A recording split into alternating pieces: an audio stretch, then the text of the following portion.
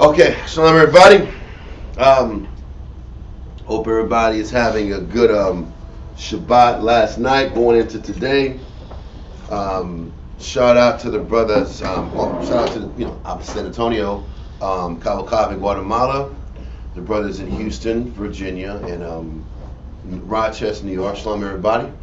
In a few weeks we'll be seeing each other really soon. It's going to be a good thing for the Passover coming up. Listen, y'all, if you guys haven't brought in, I guess for in San Antonio camp at least, if you haven't brought in your contribution for the that we have to bring to San Antonio from San Antonio to Houston, please bring it so we can sit. Everybody can sit back and bring their part, do their part for the Passover. That's about it. So let's get started on the prayers. Let's see.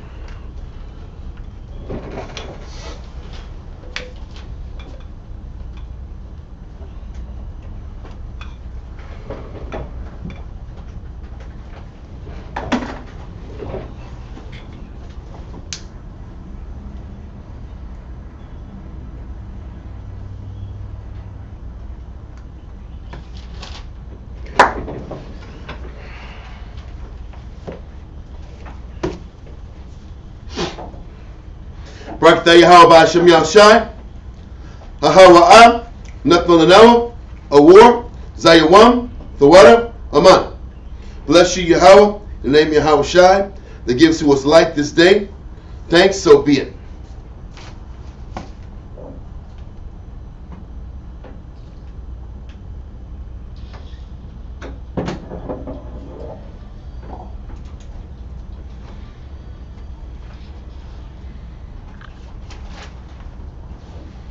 Shalom, sis, how you doing? Okay. Barakatah Yahweh B'Hashem Yahushai, Ahwar, Untitled Chapter, Nayachacha, Thawara, Aman. Bless you, Yahweh, in the name of Yahweh Shai, that gives to us sweet savor. Thank you, so be it.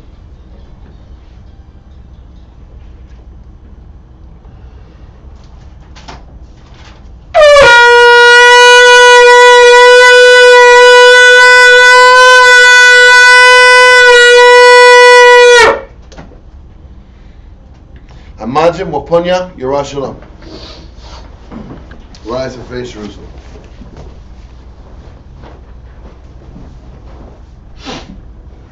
Barakatah Yahweh B'Hashem Yahushai. Barakatah Yahweh B'Hashem Yahushai. Ahwar. Untitled Chapter. Shabbat.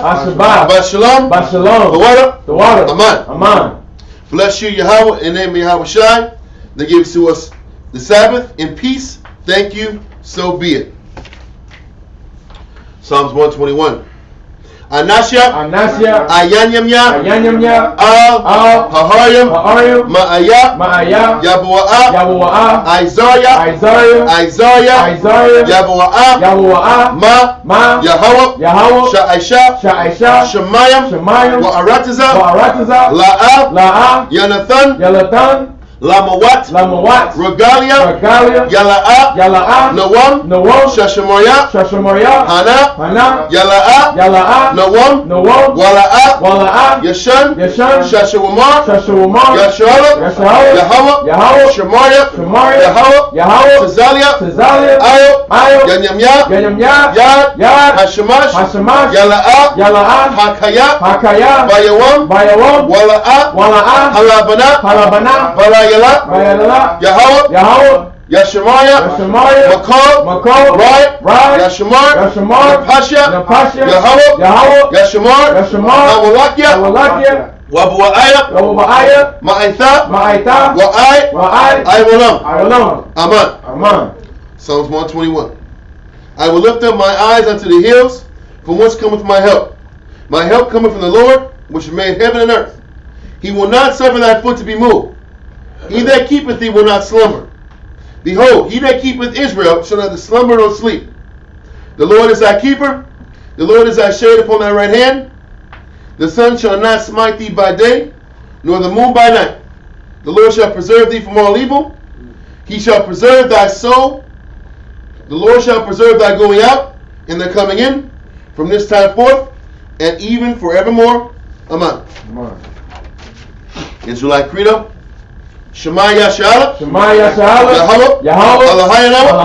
Yahweh. Yahweh. Echad. Shema Yashala. Shema Yashala. Yahweh. Allahayano. Yahweh. Echad. Shema Yashala. Shema Yashala. Yahweh. Allahayano. Yahweh. Echad. Hear, O Israel, Yahweh our power, Yahweh is one. Lord's Prayer.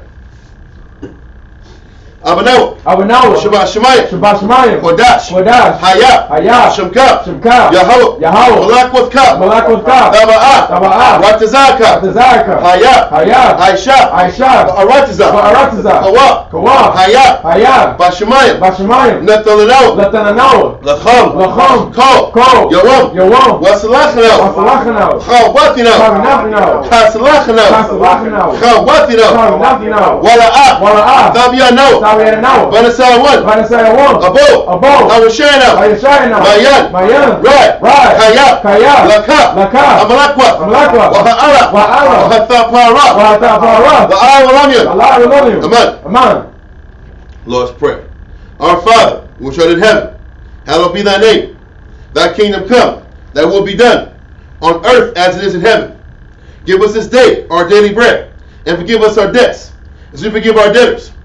And lead us not into temptation, but deliver us from evil. For thine is the kingdom, and the power, and the glory, forever. Amen. Amen. 10 Commandments. La'ayahaya. Laka. Alahaya. Achaya. Ayo. Panya. Thou shalt have no other gods before me. Number 2. La'ah. Ta'ayna. Laka. Fasal. Wala'ah. Ta'ibadam. Thou shalt not make unto thee any graven image, nor serve them.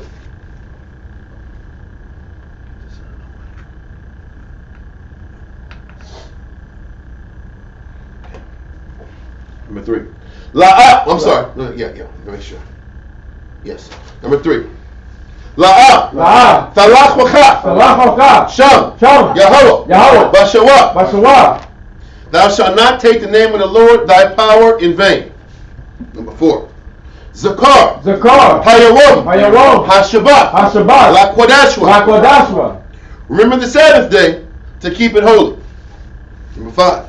Kabad. Abaka. Ya'amaka. Honor thy father and thy mother. Number 6. La'ah. Tharatiza. Thou shalt not kill. Murder. Number 7. La'ah. Thana'a. Thou shalt not commit adultery. Number 8. La'ah. Thagana. Thou shalt not steal. Number 9. La'ah. Ta'ayna. Shakor. Thou shalt not bear false witness against thy neighbor. Number 10. La'ah. Tachamad. Ko. Asherah. La'raika. Thou shalt not covet anything which is thy neighbor's.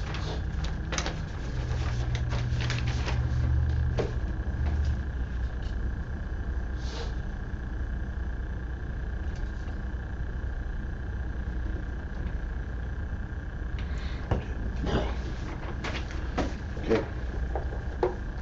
Oh no.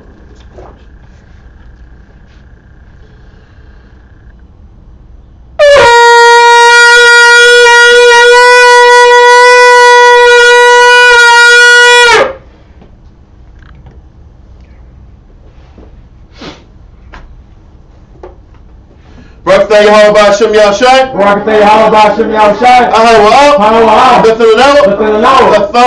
Ahawah. Bless you, Yahweh, in the name of Yahweh Shai, that gives to us the law. Israel Yeshavi.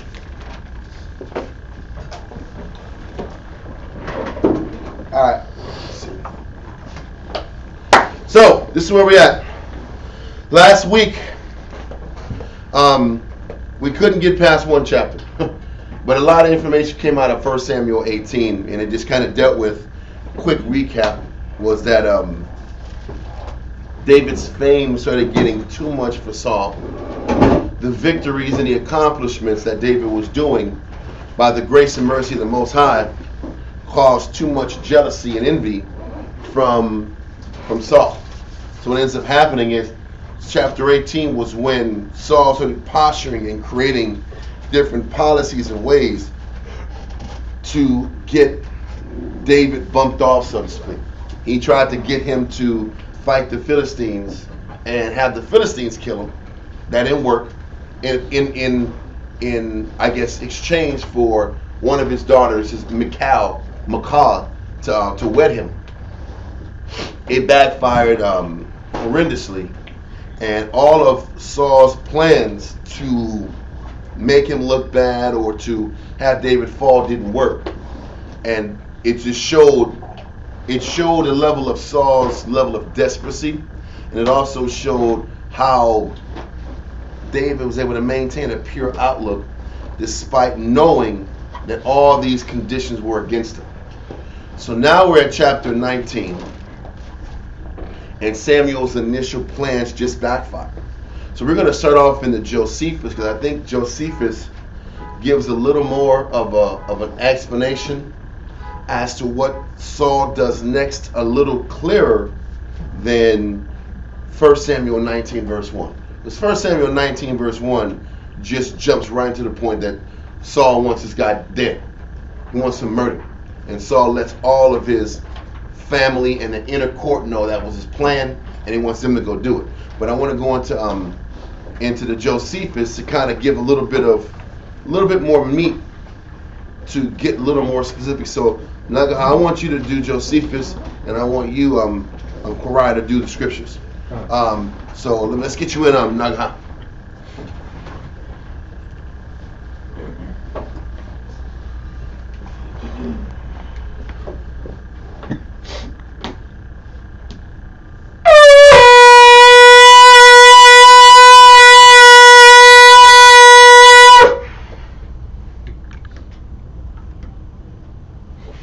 Nagaha, Shah, Shabbatah, Ban, Shemayawan, Ban, Yasha'Allah. Nagaha, Shah, Shabbatah, Ban, Shemayawan, Ban, Yasha'Allah. Amaju. Right.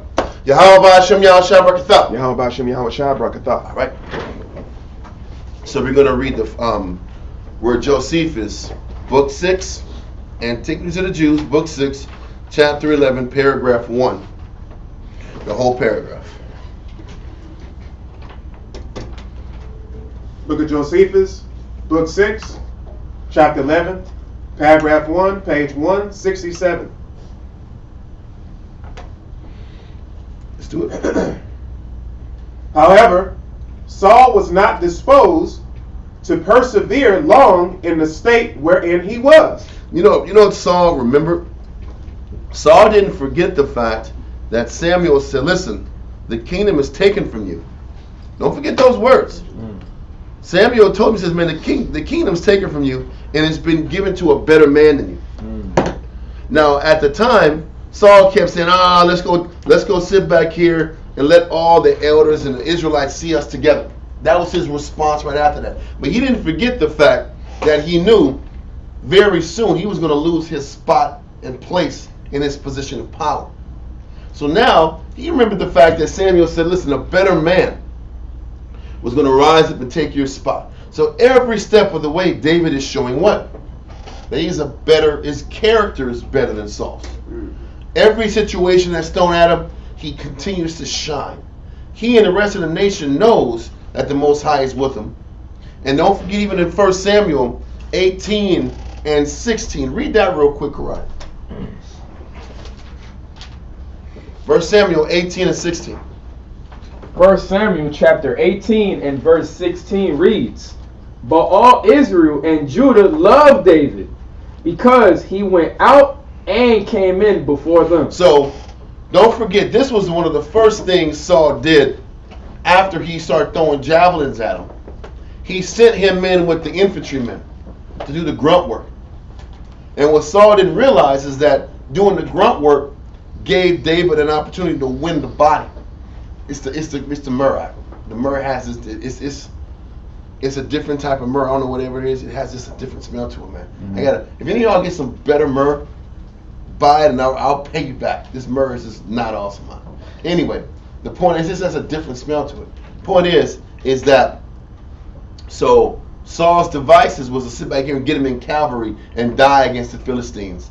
But every decision he made ended up backfiring, because he ended up winning all the men of Judah and Israel. Don't forget, the Most High, I mentioned it last week and previous weeks, the northern kingdom pretty much consisted of everybody but Judah. There was this big cavernous difference and a disconnect between the people, but David was one of the first individuals that everybody respected. The northern kingdom, the southern kingdom, everybody was in league with him. So once again, Saul is seeing this too. I mean, he's got the love of the army, the men. Read verse 7. In that same chapter. 1 Samuel chapter 18 and verse 7. And the woman answered one another as they played. This is after they defeated the Philistines on a different occasion. Read on. And said, Saul hath slain his thousands, and David his 10,000. Read on. And Saul was very wroth, and the saying displeased him. And he said, They have ascribed unto David 10,000s, and to me they have ascribed but thousands. And what can he have more but the kingdom? But so Saul is already realizing the sisters are loving him, and the Josephus end up telling you that the married women were praising Saul's name, but the virgins were praising David's name. So he had all the ribs after him, all the sisters after him, all the men loved him. The king's court loved him. The entire nation loved him, so you know Saul was in this panic mode. Like, man, listen, nothing I'm trying to do is working. Everybody loves David.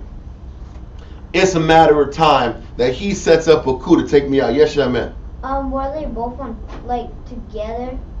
They were both physically together in the same building, but Saul, which was the king, was the head man, and David was the younger man that was under him. So Saul had the power to do whatever he wanted to do over David, but all the people loved David because he proved that he was worthy to be respected. Did they both have the same amount of love? Well, according to Saul's eyes, he felt that the people loved David more than him.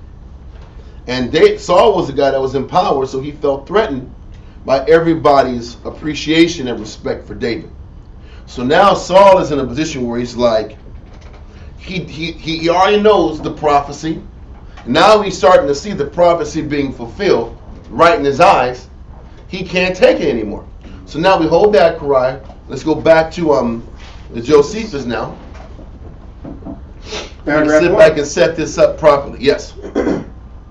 However, Saul was not disposed to persevere long in the state wherein he was. He wasn't going to be the last waiting. He couldn't sit back here and wait for something negative to happen to David, hope that something was going to happen out of the sky, that David would get eradicated out of this situation. That's what he was hoping, but it wasn't working. Read on. For when he saw that David was in great esteem, both with the Most High and with the multitude. And this is what we just showed scripturally. We showed scripturally that the northern kingdom and the southern kingdom loved him. We showed that the women loved him. We showed earlier in last week's chapter in classes, and before that, the court loved him. The court just means everybody in the king's vicinity. These are three different functions of the body. The court, the hierarchy, the regular people, and the sisters, the whole nation loved him. So Saul couldn't handle this. So Saul was obviously paranoid that he was about to lose his position. Remember we talked about how when Samuel told him his kingdom was over, he didn't want to accept that his kingdom was over. He thought he can use this power and influence and control as long as possible. But now he sees the gig is up soon. So he's got to make drastic moves to ensure his power can prolong. So let's keep going. He was afraid. Yes, he was paranoid. Read on. And being not able to conceal his fear as concerning great things, his kingdom and his life, to be deprived of either, of which was a very great calamity. So he was like, man, I fear for my life. Because once David comes in, he's thinking like a carnal man. He's thinking how he would think. This David's going to come in and kill me. Because that's how he would do. Right. Like I said, the problem is people a lot of times think they're so wise, Israel in general think they're so wise and they think they can like dissect the situation. They think they can like look at another person and forecast how this person's going to act. Israel does it all the time. But what Israel doesn't understand is when you're forecasting how a person is and how you anticipate their actions, what you're really doing is telling on yourself. You're telling on yourself because most people project how they think on what they think another person is going to do in the same situation. Because nobody knows what another person is going to do, especially if you don't know them. Especially if you don't know them. So if I don't know a person, if I haven't seen a pattern of how a person is going to do something, but I'm going to anticipate, oh, this is what this person is going to do. This is how he's going to think. Your only motive for thinking that way is based on how you would think, and that's what projection is. So this is what Saul is doing. He's projecting as to what he would do if he was David. So this is why he's like, I have to kill him because David's going to kill me because that's what I would do if I was in David's position. David's smooth. He knows what he's doing. He's saying all the right things. He's already won the army. He's already got the women on his side. He's got everybody in my court's side. He's got my son backing him. He's got the he's gaining all the trust people around me so he can take me out. People say, oh yeah, you're panicking. You're paranoid. Yes, but it's also he's showing how he thinks in general. And Saul's just showing how he was just a naturally carnal-minded person by nature, by the core of him. So now, he's like, man, I'm afraid.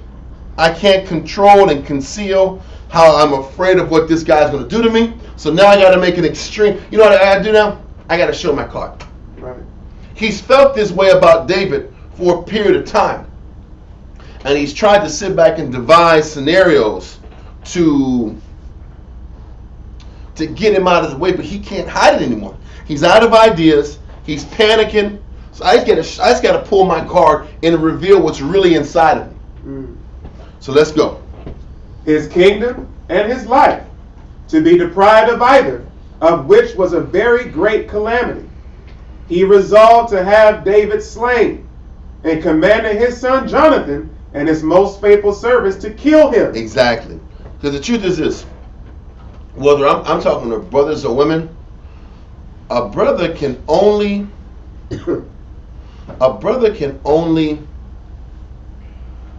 hide who they are for only so long. A person can only fake it for so long. A person's true intentions, and this is something that you got to see in men and sisters and everything. A person can only hold off not being themselves for a few weeks, few months. A leper can't change their what? Their spots. And this is what was happening with Saul. He couldn't sit back here and fake it for any longer. The real him had to come out. If you want to see what a person's intentions are, wait them out. Keep doing the right thing and wait them out and see what their actions show.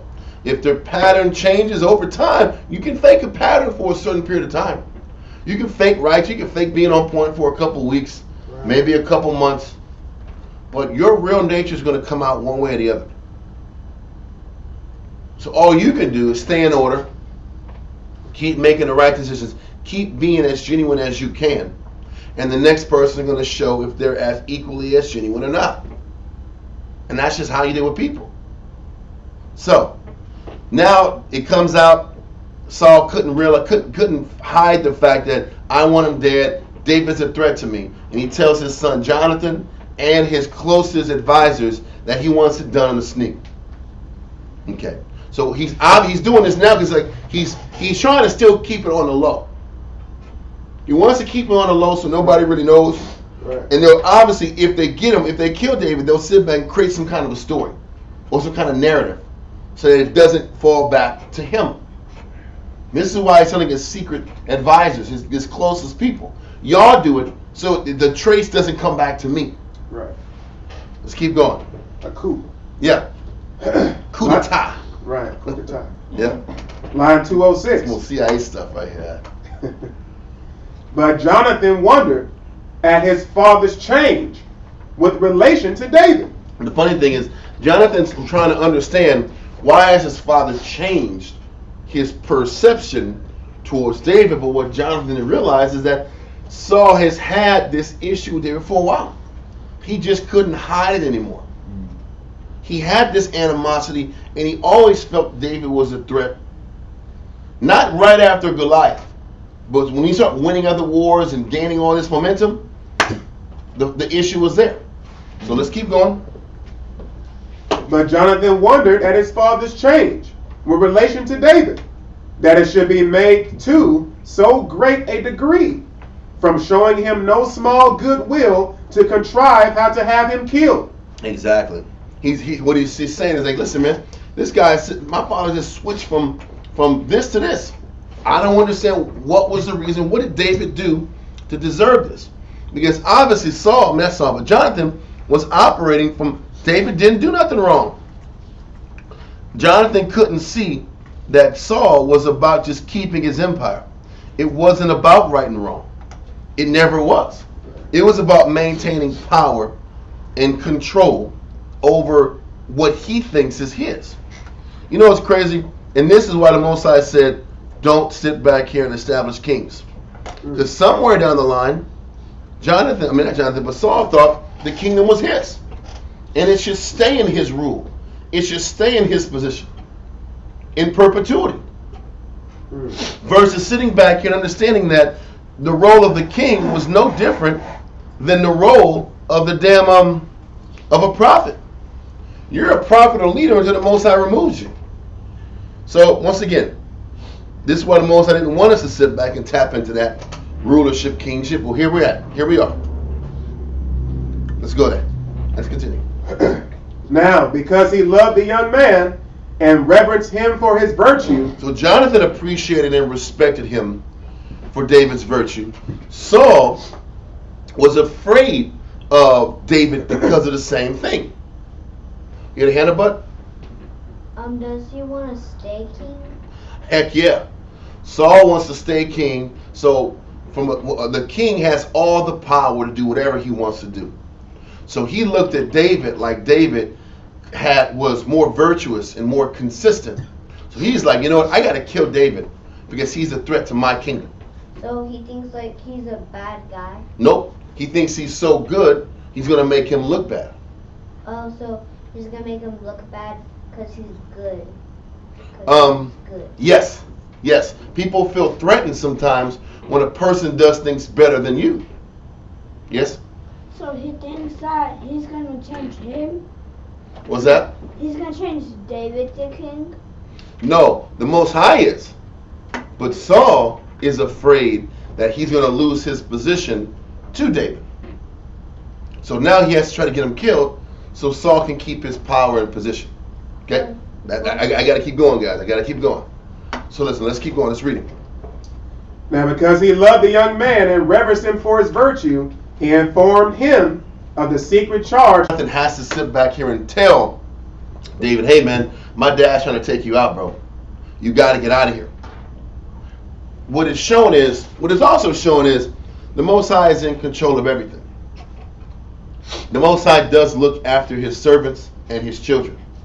Because whatever Saul was trying to do, the Most High had a situation set up to where somebody was looking after him. All that good work and staying in order paid off. So now Jonathan sat back here and was that ear to him, said, hey man, my father wants you dead, you got to stay gone. You got to stay away. Read on. And what his intentions were concerning him. Line 207. However, he advised him to take care and be absent the next day, for that he would salute his father, and if he met with a favorable opportunity, he would discourse with him about him and learn the cause of his disgust. So what he's saying is, don't show up to the court, the king's court tomorrow, because they're going to kill you. But if there's a chance, if there's a window, Jonathan was going to go talk to Saul to try to understand why he's so disgusted, to try to find out what David did to deserve such hatred and backlash coming back to him for something that Jonathan couldn't really perceive he did anything wrong. Read on. And show how little ground there was for it. And that for it he ought not to kill a man that had done so many good things to the multitude. And this is going to be Jonathan's approach to talking reason to David. Like, man, what has he done? He's done such good to the nation. He sat back here and he'll back off these Philistines. He killed Goliath. He's done nothing but make you look better. Read on. And have been a benefactor to himself. That's the point. David's presence literally has benefited Saul. Read on. On account of which he ought in reason to obtain pardon, had he been guilty of the greatest crime. He said, even if David did real dirt, this is Jonathan, even if David did some real dirt and made some real mistakes, can you pardon him for all the good he's done? For all the considerations and sacrifices and putting his neck on the line for the nation? That alone should give him a break from your anger. That alone should give him a pardon from you taking him down. Yes, sir. Benefactor also means charitable, charitable contributions. So exactly. So all the contributions that David has brought forth to the nation. Listen, don't forget that big ass Goliath that nobody wanted to touch for 40 days. That was a momentum shift and started backing the Philistines off the other way. If that didn't happen, the Philistines were coming in for more. What he's showing is, listen, man, all this good, all the changing and the reestablishing of the kingdom, he saved your neck, David. Saul, why are you mad, Dad, at this guy? And if you are, can you give him a break just off the good works he's done? Read on. On account of which he ought in reason to obtain pardon, had he been guilty of the greatest crimes. And I will then inform thee of my father's resolution. Then I'll say, after I talk with him and I give him this mindset and I'll give him this type of discourse, I'll get back to you and let you know how the conversation went down. Because Jonathan, maybe I can talk to David away from all his other officers and his advisors and lieutenants. Maybe I can talk some sense into him. I can talk sense to my dad. I can reason with my father. Read on. Accordingly, David compiled with such an advantageous advice. So he said David complied with this advantageous advice, which was good advice. Read on. And kept himself then out of the king's sight. Okay, hold that. Now, Karai, let's get you saluted in. Going to 19.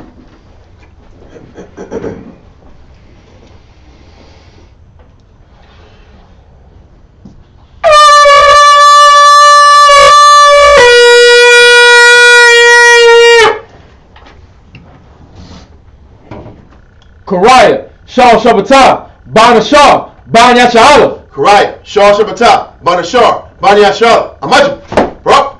Yahweh Ba'ashem Yahweh Brakatah. Yahweh Ba'ashem Yahweh Brakatah. All right. 1 Samuel. Pagina. It's Pagina, right? Is that Spanish for page, huh? I think so. I'm not sure. I don't My know, Spanish ain't all the way up. You talking like you're fluent, bro. I'm just saying. Get this guy out. I'm gonna talk straight Anglo-English to you then, bro. I was talking all Spanish like you can sit back here and you can flow on that level, huh? Yeah, I understand. Look, I understand Spanglish. You know? Okay. Oh man. Okay. 1 Samuel 19:1. 1 Samuel chapter 19 and verse 1. And Saul spake to Jonathan his son and to all his servants that they should kill David. So you see how this verse just kind of jumps right into it, and Josephus gives a little more explanation to give a little more teeth to this. That's why we went that direction first. Read on. But Jonathan, Saul's son, delighted much in David. And he didn't delight in David because they were just homies and they was buddies. Back then, this relationship was based on Jonathan's respect for David's virtue. This is what made their relationship down the line, as you read, how they were greater than brothers. Because their admiration for each other was predicated on both desire to please the Most High and be honorable in the eyes of the Heavenly Father. That's how true brotherhood and true bonds should be based upon. Each party's desire to do that which is right to please the Heavenly Father. That's the mode we should all be in. Okay, read on. And Jonathan told David, saying, Saul, my father seeketh to kill thee. Now therefore, I pray thee, Take heed to thyself until the morning. Stay away. Read on. And abide in a secret place and hide thyself. Done. And I will go out and stand beside my father in the field where thou art. And I will commune with my father of thee. And what I see, that I will tell thee. So, verse 3 tells you, verse 3 says, I'm going to talk to my father. Josephus kind of explained what he was going to say to his father. Read on. And Jonathan spake good of David unto Saul his father, and said unto him, Let not the king sin against his servant, against David, because he have not sinned against thee, and because his works have been to thee ward very good. Exactly. Everything he's done for you has been good, has been on point. Yes, sir? I would just found it, man, just impactful that although the Most High has you, he's your covering, he still allowed David to experience the pressure of the situation. Mm-hmm. Listen, I was going to bring that point out. No. I want you to bring it. But I was going to bring that point out next chapter, because the next chapter talks about how he says I'm one step away from death. Right. And the Most High, that was how the Most High truly tested a great man. Right. And he wasn't going to give us anything for free. Like the Most High could have easily taken out Saul. Right? Yeah. He had him hide. Yeah. Run. Same as Yahushua. Hide. Hide. Run. Hide. Run. Discomfort. No. It's hide. It's run. You know what it also is? You know what hiding and running represents? Faith. It's faith. It's faith and it's rescinding control. Jeez. Because I could sit back here. You don't think David knows secret corridors and ways to get into the kingdom? Right. Right. You don't think he sit back here and just end this in one shot? It's crazy, man. But this is the whole thing. This is how Saul is thinking. Saul is like, this guy's too close to me. He could take me out. This is how Saul's thinking, even though David would never do that. Right. He's like, man, this guy's too close. I see how he's smiling. He wants my spot. He got the whole nation on his side. I got to do something about this guy. But once again, just like you said, Nagaha, the power of the Most High is he gave Saul the position without him earning it. In this situation, in order for this kingdom to last with any type of substance, he had to make David earn it. Because if you don't earn it, you're not going to appreciate the position. You're not going to appreciate the responsibility. Because he understood what it felt like to be under a poor king. And because he understood what it meant to be under a poor king, it's going to keep him more minded to not treat the men under him that way because of what he went through. That's how it should be.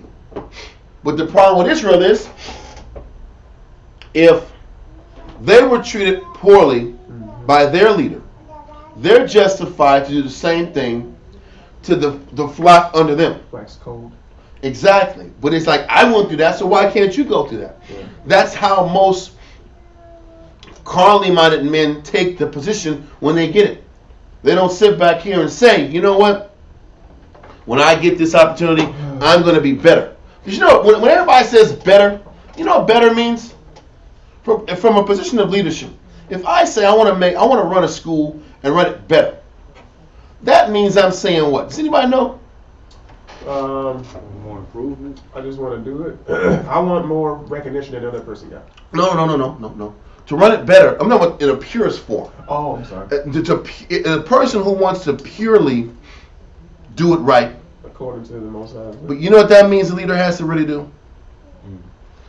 He has to be more uncomfortable. He has to take more of the stress and pressure on versus unloading all, because that's what a leader has to choose to do. Am I going to unload all the pressure on everybody else, or am I going to absorb the necessary pressure so that everybody else doesn't have to feel the weight and the responsibility of leadership? So if a person wants to do it better, are you willing to do the work? And that's the challenge that we all have to face. But if the Most High is looking at it, it's like, okay, if you want this leadership, you got to get used to suffering. I got to put you through the ringer so that whatever you go through, you can't forget to put me first. And this is what he's teaching David through all the suffering. I'm still real and I'm still here. You have to learn to follow me and trust me. Because you know what's crazy? What good is all the talent? Don't forget, David came into this with all kind of talent and ability. All the talent in the world. He was keen in mind, brilliant and playing the harp. He was a tenacious warrior. He loved the Most High. He was pure of heart. But you know what he had to go through? He had to lose. And this is what every man has to sit back here and learn the closer you get to the Most High. Are you willing to lose and be broken down? That's him. What the Most High did to David was put him on the run. But we all have to get broken down. Right. If you want to be great in Christ, this is about this. How far does an individual want to grow in Christ? How far do you want to take this? Now, I got a class brewing in my head about camps and how much people have an issue with camps. We're going to put it down on paper, but what people don't understand that the real question is, it isn't about camp or no camp. The question is, how much does a man want to give and commit himself to the service of the Lord? Right. That's the real question. This is about service. This is about, do I want to commit myself to the needs of the body? Mm-hmm. And how far do I want to take my relationship? Because the Most High is sitting back here and putting David through the ringer so that he could lead his people better. But once again, you can't see this at this point. This is life or death stuff. Right. When you're in a life or death situation and you can't see 5 years down the line, all you can be like, this is survival time. And these people are out to get me, and I got to keep a pure outlook about what I'm going through, right, or the Most High is going to eradicate me also. Yes, sir. Day by day, daily bread. But you know, to have day by day daily bread, the Most High has to take away the access for more than that. He has to strip you down so that you can learn how to live day to day.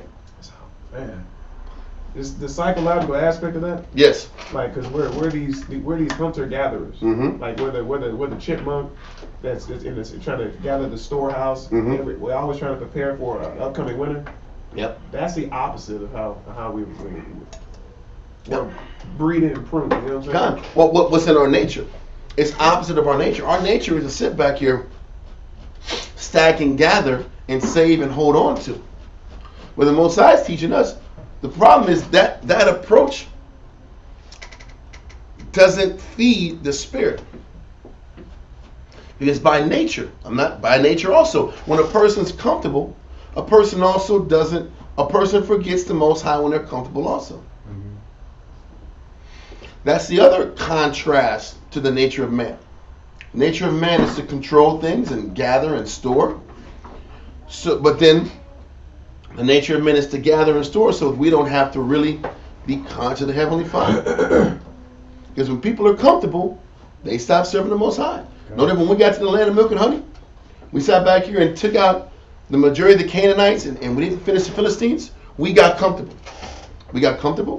We were relaxed, and we everybody just cared about their vineyards and their flocks. Mm-hmm. And everybody stopped putting the Most High first.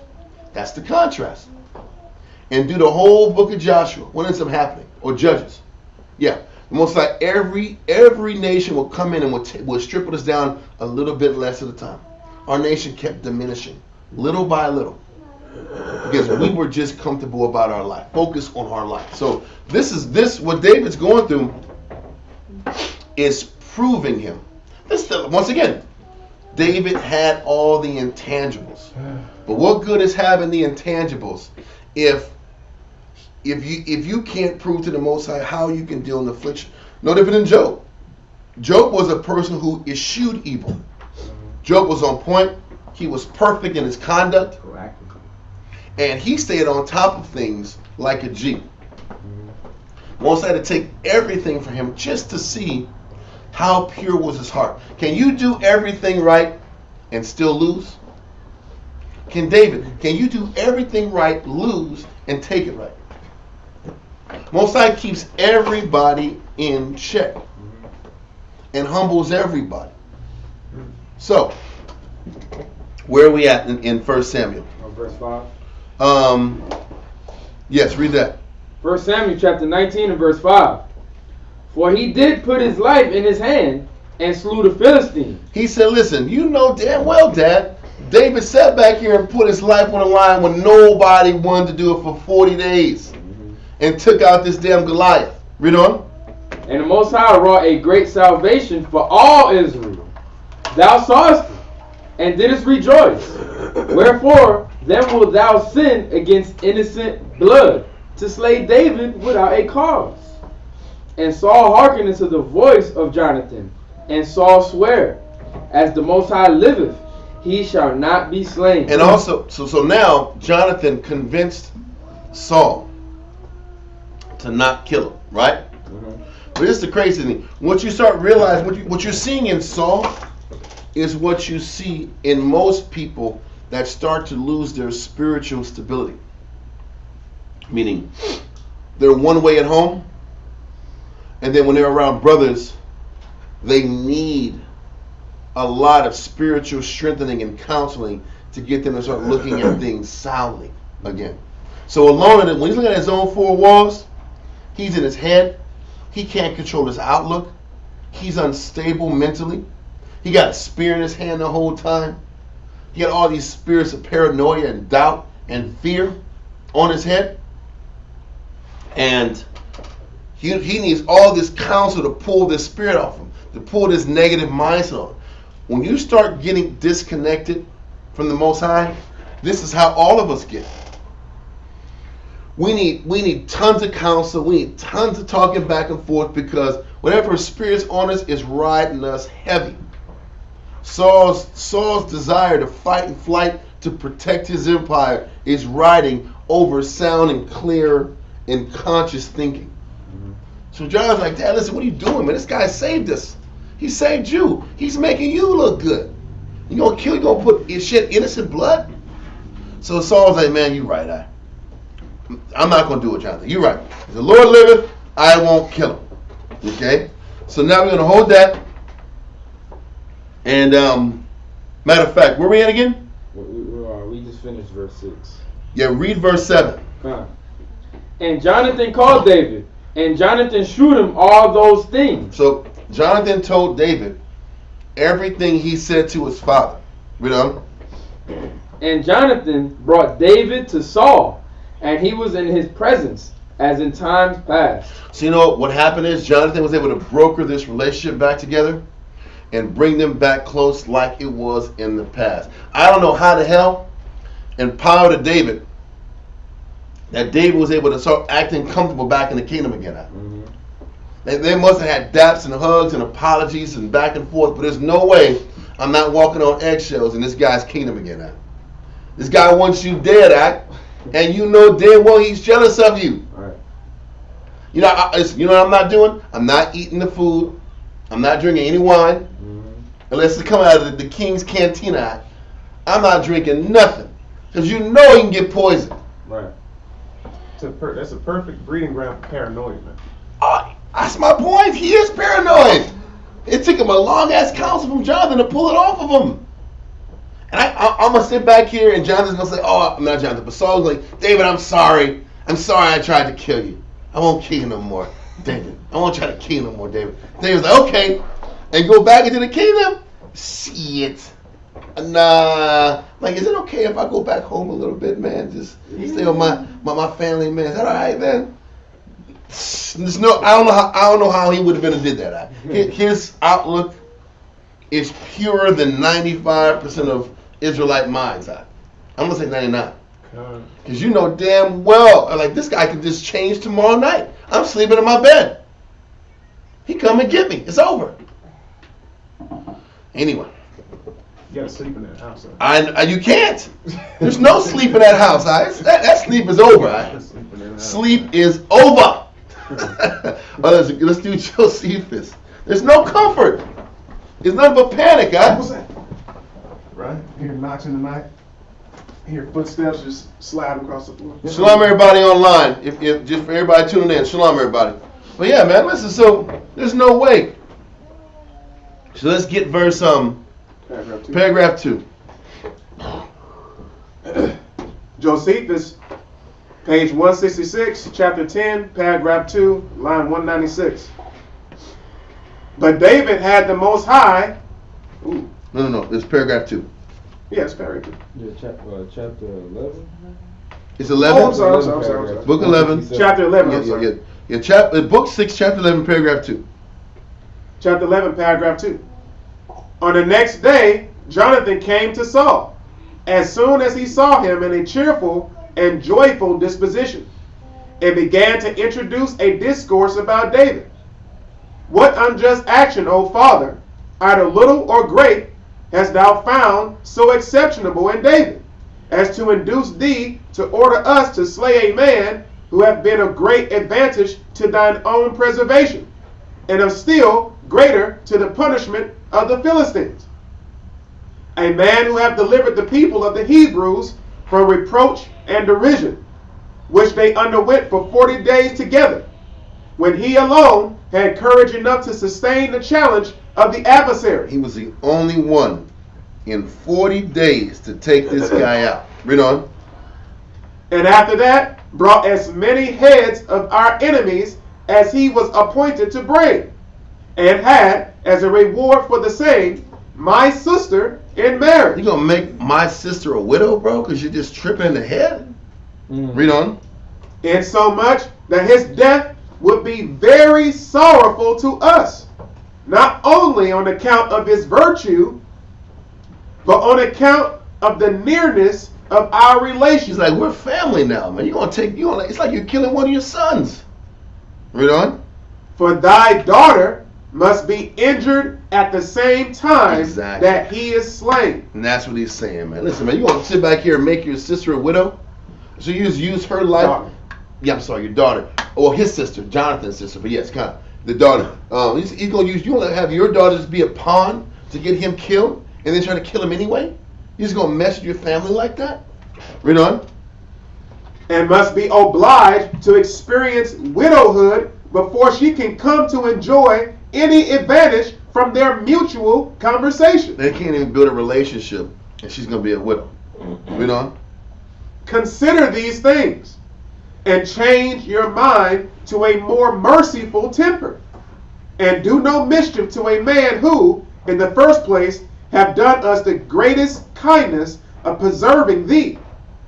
For when an evil spirit and demons has seized upon thee. He did all these, listen, look at all the good works David was doing for Saul. I mean, when he had a demon choking you up, what did he do? He played this music and got this demon off of you. Read on.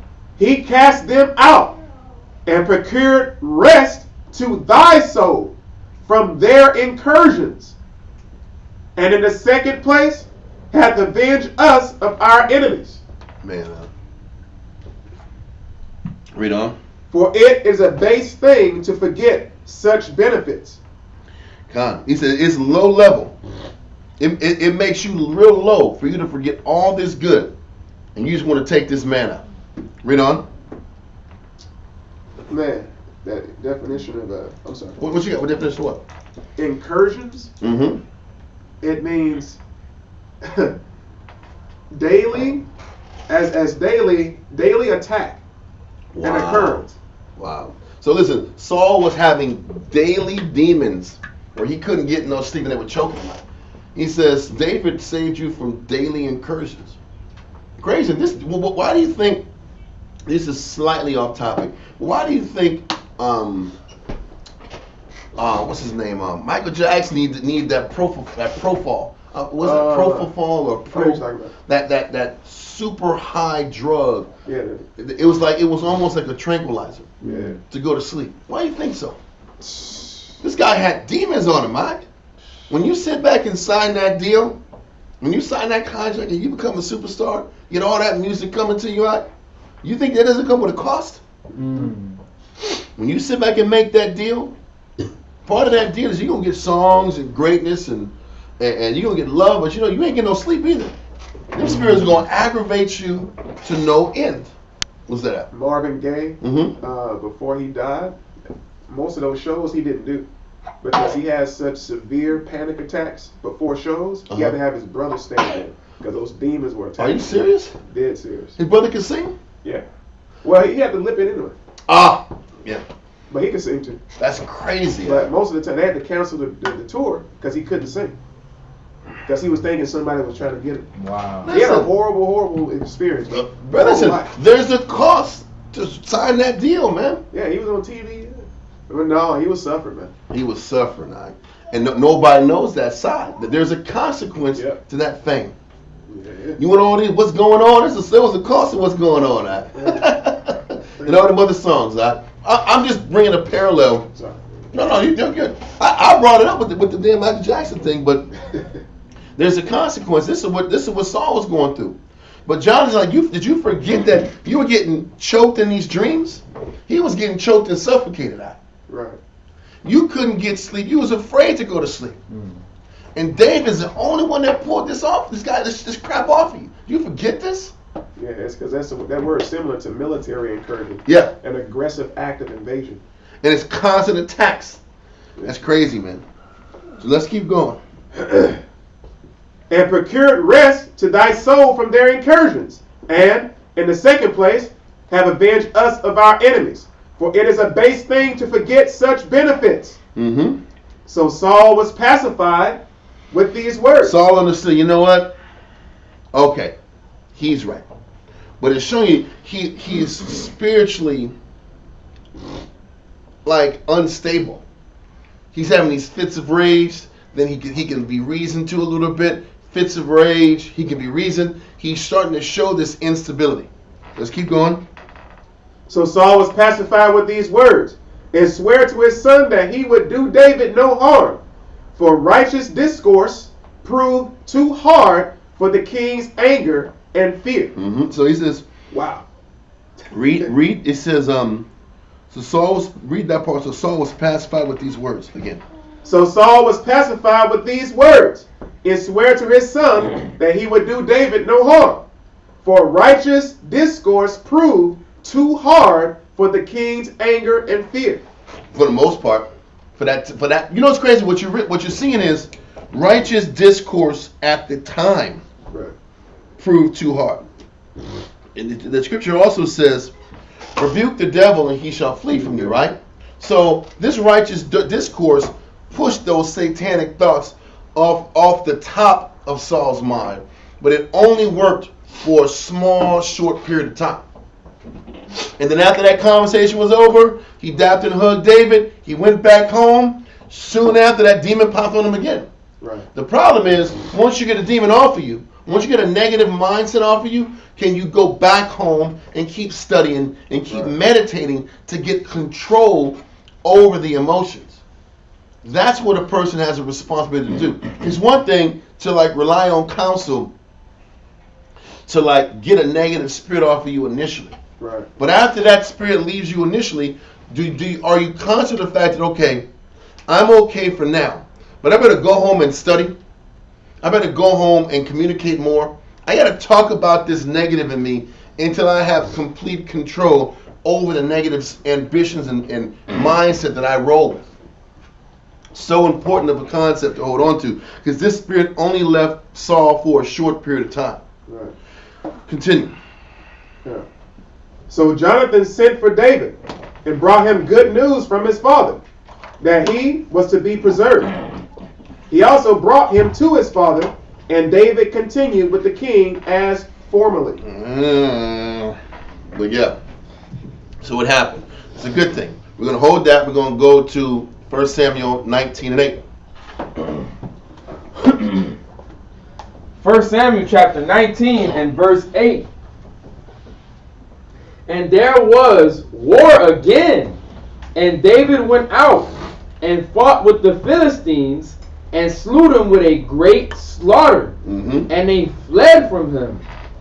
And the evil spirit from the Most High was upon Saul. There you go. That negative jumped on him again. This is why I said what I said earlier. When that negative pops on you, you better get counsel. When you get that use the counsel, get that negative off of you, you better go back home and work on what's inside of you. What Saul should have been dealing with was that jealousy in society.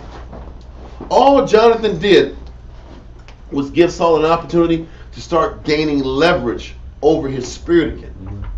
That's what he gave him an opportunity to do. But then it's still up to the individual to be proactive in breaking what's inside of him or her. Yes, sir.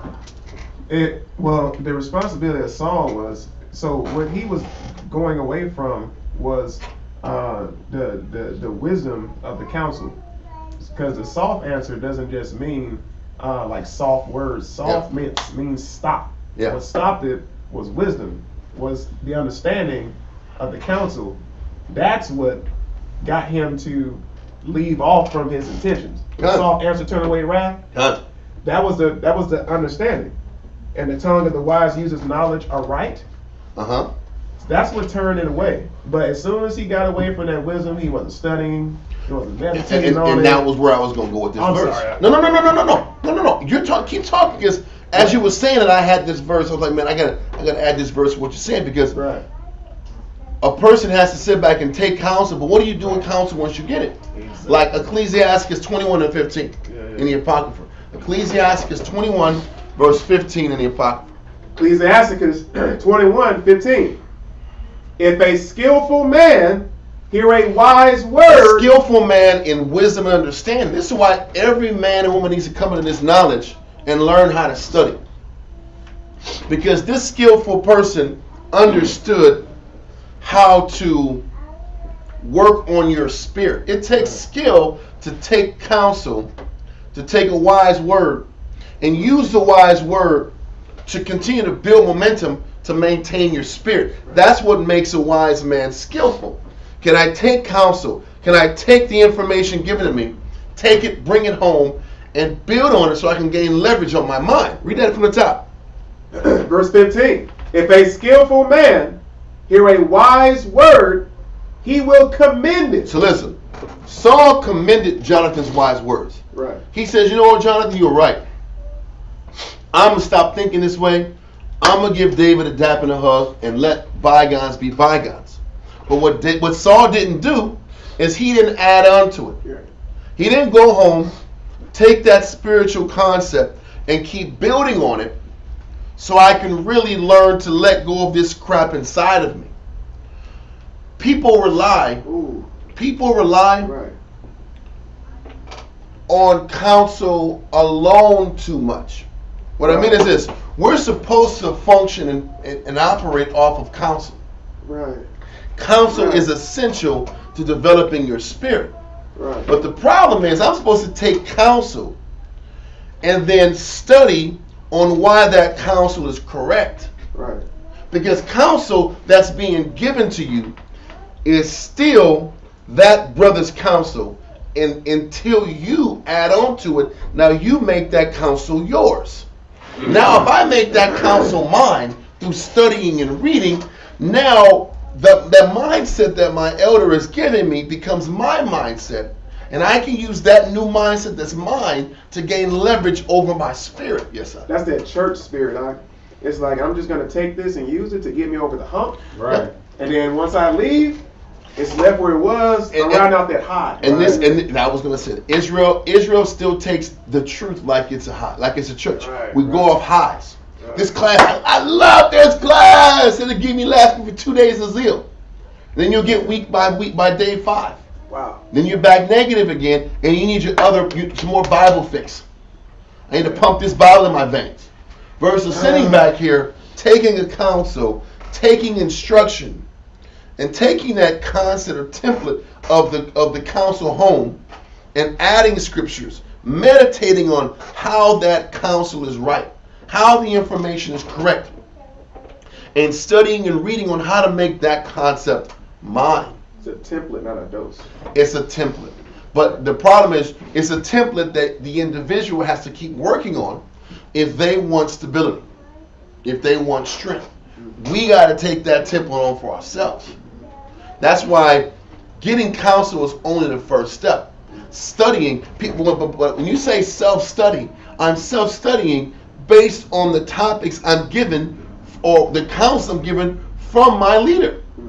That's how you can start learning how to look at things the right way and push past our self-imposed limits. in this work. Limits in how far and how much we can give to the Most High. Does that make sense? It's so important that we understand what this verse is talking about. From the top again. Ecclesiasticus chapter 21, verse 15. If a skillful man hear a wise word, he will commend it and add unto it. I'll study more. I'll read more. I'll read verses to build on a topic that my counselor gave me. Read on. But as soon as one of no understanding heareth it, it displeaseth him, and he casteth it behind his back. And this is what Saul ended up doing. Okay, y'all, Salakia, we're back on. This is, man, this I don't know what's going on with this streaming issue, but I'm glad we're back on. So where we're at is we just finished verse 15. Did we finish it? Yeah, we did. Because the point is this: Saul had a chance once that negative spirit was off of him to go home and gain leverage over that negative spirit that was inside of him. Because that's what it is. Can I get leverage over what's inside of me?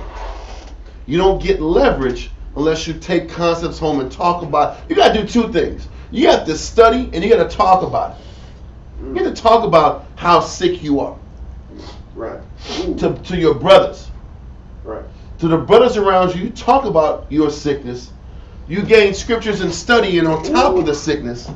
And you keep studying to gain leverage over a demon that's trying to get control of your mindset. What's that? He was just riding on counsels.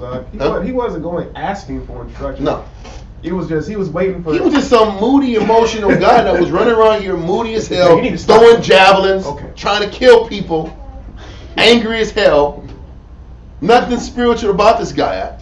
Right, and you said it. He's depending on from one counsel to the next, but doing no self-maintenance. Evaluate. But you know what the problem is? Most people are telling the king what they want to hear. And also this, he lost his what? He didn't lose position. He got rid of his who? His prophet. Oh, yeah. Because the kings that were supposed to have a prophet there with him to keep him grounded, to keep him clear-minded. So now he had a bunch of just yes men doing whatever he told them. Even, don't forget, David had Nathan and Gad the prophet. Okay. And when he was off, he was getting, they were fearless, huh? Oh, yeah. And they told David, you was full of shit. Excuse my French with the cursing. He was full of poo-poo. Right. Full of crap. The point is this, is that the king still needs somebody to keep him grounded, keep him spiritually minded, because without it, nobody else is going to challenge him out of fear of death. So Saul had been past the point of trying to get counsel and trying to learn. So that's another reason why he was so emotionally swayed. Okay, so verse 9 again in 1 Samuel chapter 19 verse 9. 1 Samuel chapter 19 verse 9. And the evil spirit from the Most High was upon Saul, as he sat in his house with his javelin in his hand, and David played with his hand. So listen, that negative spirit jumped on Saul again. He was in his house, and that javelin was... Why are you walking around with a javelin out? Listen, first of all, why is David playing this music? Why is David playing the music, guy? To cast out the evil spirit. It's another routine intervention session. It's an intervention session. He's going crazy again, huh? He got murderous thoughts, huh? He got murderous thoughts. He got demons on him. He got demons choking him at night again. Saul, we love you. Okay. Everybody loves you, Saul. You're going to get through this, Saul. We're here to help. So he's sitting back here walking with this javelin, sitting like this javelin, moving around like this, balancing it out, doing wrist work with a javelin. You know he's doing wrist work, guy. He's doing this. He's in fight mode. Right. David's playing the damn javelin, the violin, not the violin, but the harp. He's pacing with a javelin out. Well, they said he sat in his house with his javelin in his hand. So he's sitting with a javelin, fuming, tripping, and this negative spirit jumps on him because he's not. You even read in Matthew, Mark, Luke, and John about how you have to sweep that spirit out, and you get that negative spirit out, and that spirit goes and gets 7 more demons. But when that demon comes back with the 7 demons, he realized that the house is swept and clear and clean. So now he's sitting back here like, damn, the house is clean, the house is swept. Now I got to sit back and really fight to get into this house. This same concept with staying on top of your spirit, gaining leverage. So you got to sweep all that negative out of you through scriptures, through counsel, through communication. Keeping the doors closed, sweeping and cleaning your mind out. So that's what it means when it says the evil spirit for the Most High, because when there's good, there's evil present. Mm-hmm. So because the evil's present, that doesn't mean it just goes away. We have to stay on top of it to make sure it doesn't enter in. You have to constantly be in a workman mode. If I'm not, but the workman mode is, I'm purging my thoughts out. I'm counseling. I'm talking. I'm communicating about these issues. When these impulses hit me, am I allowing an impulse to become a thought? Am I allowing impulses to become meditated on thoughts? This is how you stay on top of things. But David is running around here letting emotions control him. He's getting tossed to and fro with every emotion that pops in his life. Right. And so now he's sitting back here with all this mishmash of thoughts and feelings and emotions, and all of a sudden this negative spirit comes in. Kill him. So when Scripture says, "Commit thy works to the Lord, and thy thoughts will be established," mm-hmm. So he's committing his works to himself. Yeah. That's why his thoughts, he can't have. There's no reins. There's nothing, but the reins have to come from within, with the help of the counselors and brotherhood around you. People think that brotherhood alone, friendship alone, counsel alone does the trick. It's the entire experience that helps get you on top. Right. On top of this stuff. Because people think, even in self-studying isn't enough. I've seen people study for hours on their own and still be head cases.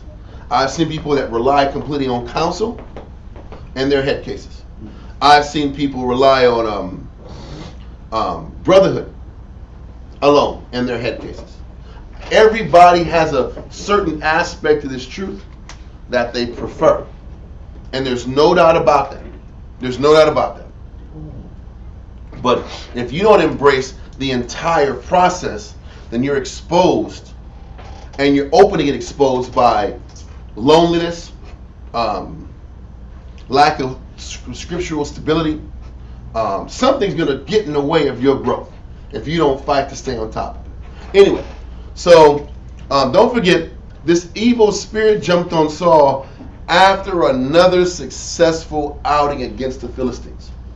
After another successful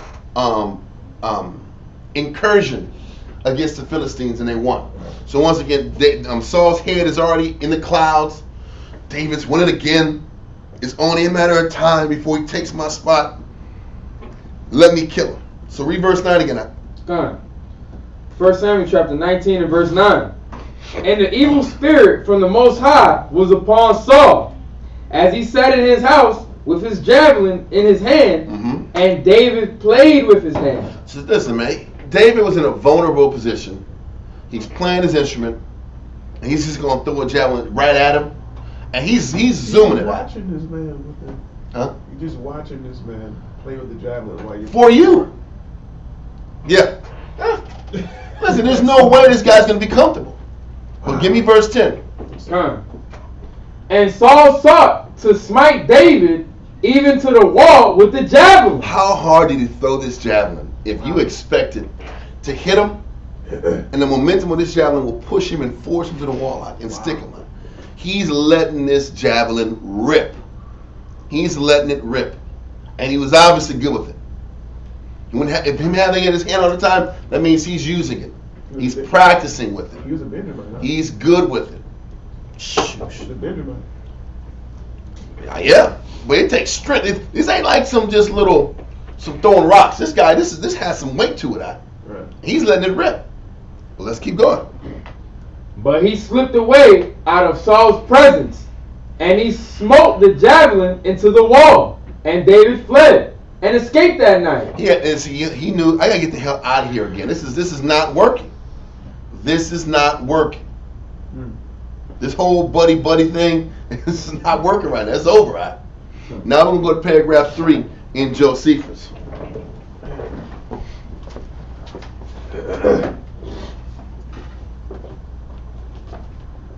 Chapter 11, paragraph 3, page 167. About this time, it was that, upon the Philistines making a new expedition against the Hebrews, the Philistines just never gave up, right? The Philistines made an expedition against the damn Hebrews. They just never stopped. Read on. Saul sent David with an army to fight with them. And joining battle with them, he slew many of them.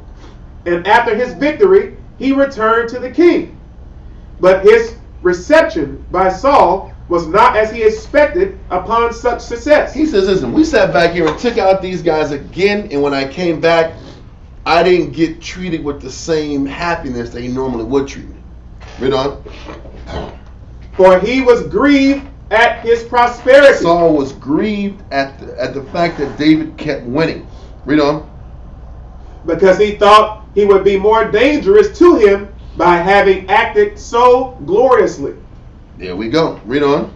But when the demoniacal spirit came upon him and put him into disorder and disturbed him, he called for David into his bed chamber, wherein he lay. And having a spear in his hand, he ordered him to charge him with playing on his harp and singing with hymns, which when David did at his command, he with great force threw the spear at him. But David was aware of it before it came, and avoided it, and fled to his own house, and abode there all that day. I want to read a little higher up, because it explains this negative mindset. It kind of goes on what we talked about earlier.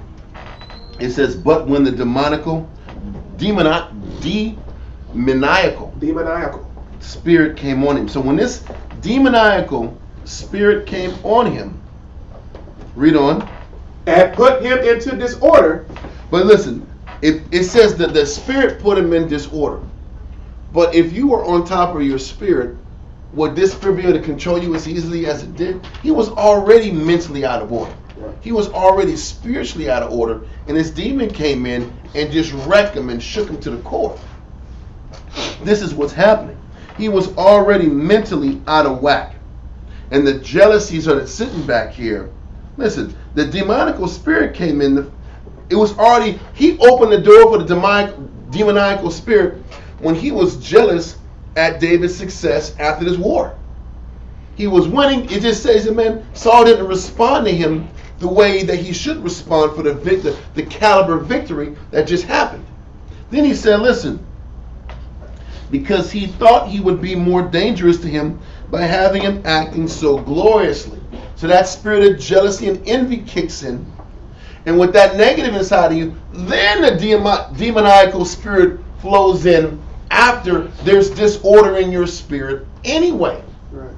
This is why it's so important to get control over your lust while the lust is controllable. Because if you're playing with lust, then you're opening the door for larger, more demoniacal spirits to enter your spirit. Like lust turns into concupiscence. Yes. And then that concupiscence turns into other negatives. A little leaven leavens the whole lump. Right. So we have to stay on top of the little negative in us so it doesn't grow into larger negatives. Does that make sense? So he was playing with that envy, and that envy turned, I gotta kill this guy out. He should have jumped and stayed on top of that envy and broke that and dealt with that before. He should have been dealing with that spirit of envy in him earlier. That takes responsibility. I know. That's what I'm gonna say. That's all of our responsibility. I gotta break the smaller issues in me so they don't turn into greater issues. To demoniacal sin where I'm just damn possessed. Right. So this is what's happening. He says David already anticipated he was going to get him, and he got out the way. So it shows you still that David was keen mentally, and was alert and sharp about his situation. So he's like, man, you know what? This guy is giving me this weird vibe. We won. He didn't dap me up like he normally daps me up. Okay, there's a problem here. So let me kind of keep an eye out. Oh, he wants me to go in his bedchamber and play harp. Okay. I'm looking. I'm watching this guy. That's mentally exhausting. I know. And you know what the problem is? The mentally exhausting part is staying in order to it. Right. I got to stay in order around negative people. I got a murder spirit right here. Yeah. And then I got to be in order. I can't miss no notes at the same time. I can't miss notes. I got to be in order. Remember the order of the song. I can't sit back here and try to remove myself from the situation. Like, I can't just kill him. Get over this. I can say self-defense. He tried to kill me. I killed him. Mm-hmm. Nope. I got to stay blameless. So I got to sit into this discomfort as long as the Most High has got me in this discomfort. And that pleases the Most High. By sitting in that discomfort and owning it. Okay. Which one, David and his command? Now we're going to go, we're going to read the scriptures and then go back to paragraph 4 in a second. So listen, that's verse 11, I think. 1 Samuel 19 and 11. Yeah. 1 Samuel chapter 19 and verse 11. Saul also sent messengers unto David's house to watch him and to slay him in the morning. And Michal, David's wife, told him, saying, if thou save not thy life tonight, tomorrow thou shalt be slain. So obviously Michal found out that the intricate plot was set up, and they're going to sit back here and take you out. They're going to stick you like fly paper. Yeah, exactly.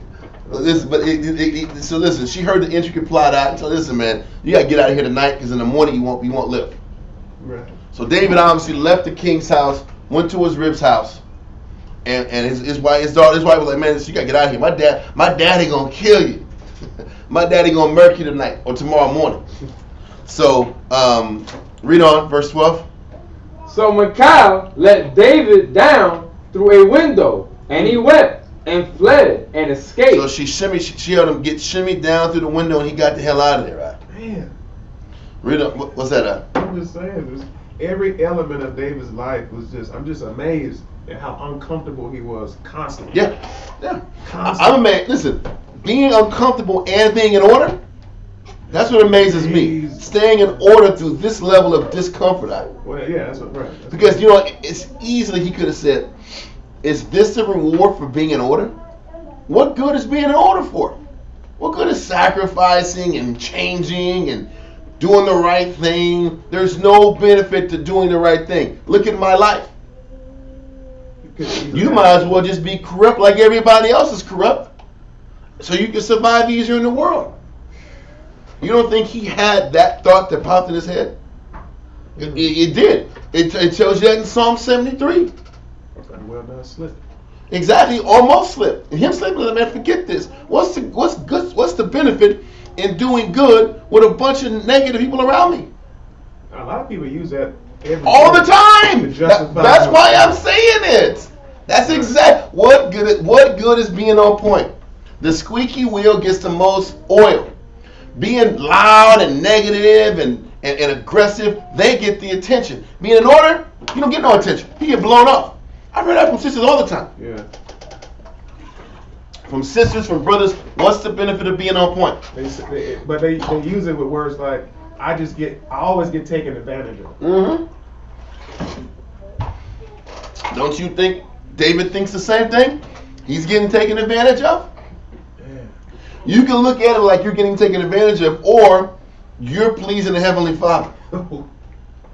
It's a choice. You have to choose. Of all these things I'm going through, who is it for? Think about your friends too, Alex. Like, man, what you going back over there for? I know. Get out of here, man. Get out. This stay gone. You gonna let him do you like that? Kind. But I wouldn't have went back the first time. But he went back again, get some more javelin stone at him. But let's keep going. So this is where we're at. Read verse 13. Come. Yeah. And Calll took an image and laid it in the bed. So what she did is, okay, I got to sit back here and make some Ferris Bueller type of body in the bed. You know what I mean? Where you put the body and you put some like hair on there and you act like he's sleeping. Yeah. She said, let me see if I can act like, create some image, put it in the bed, put the covers over him, turn the body like this.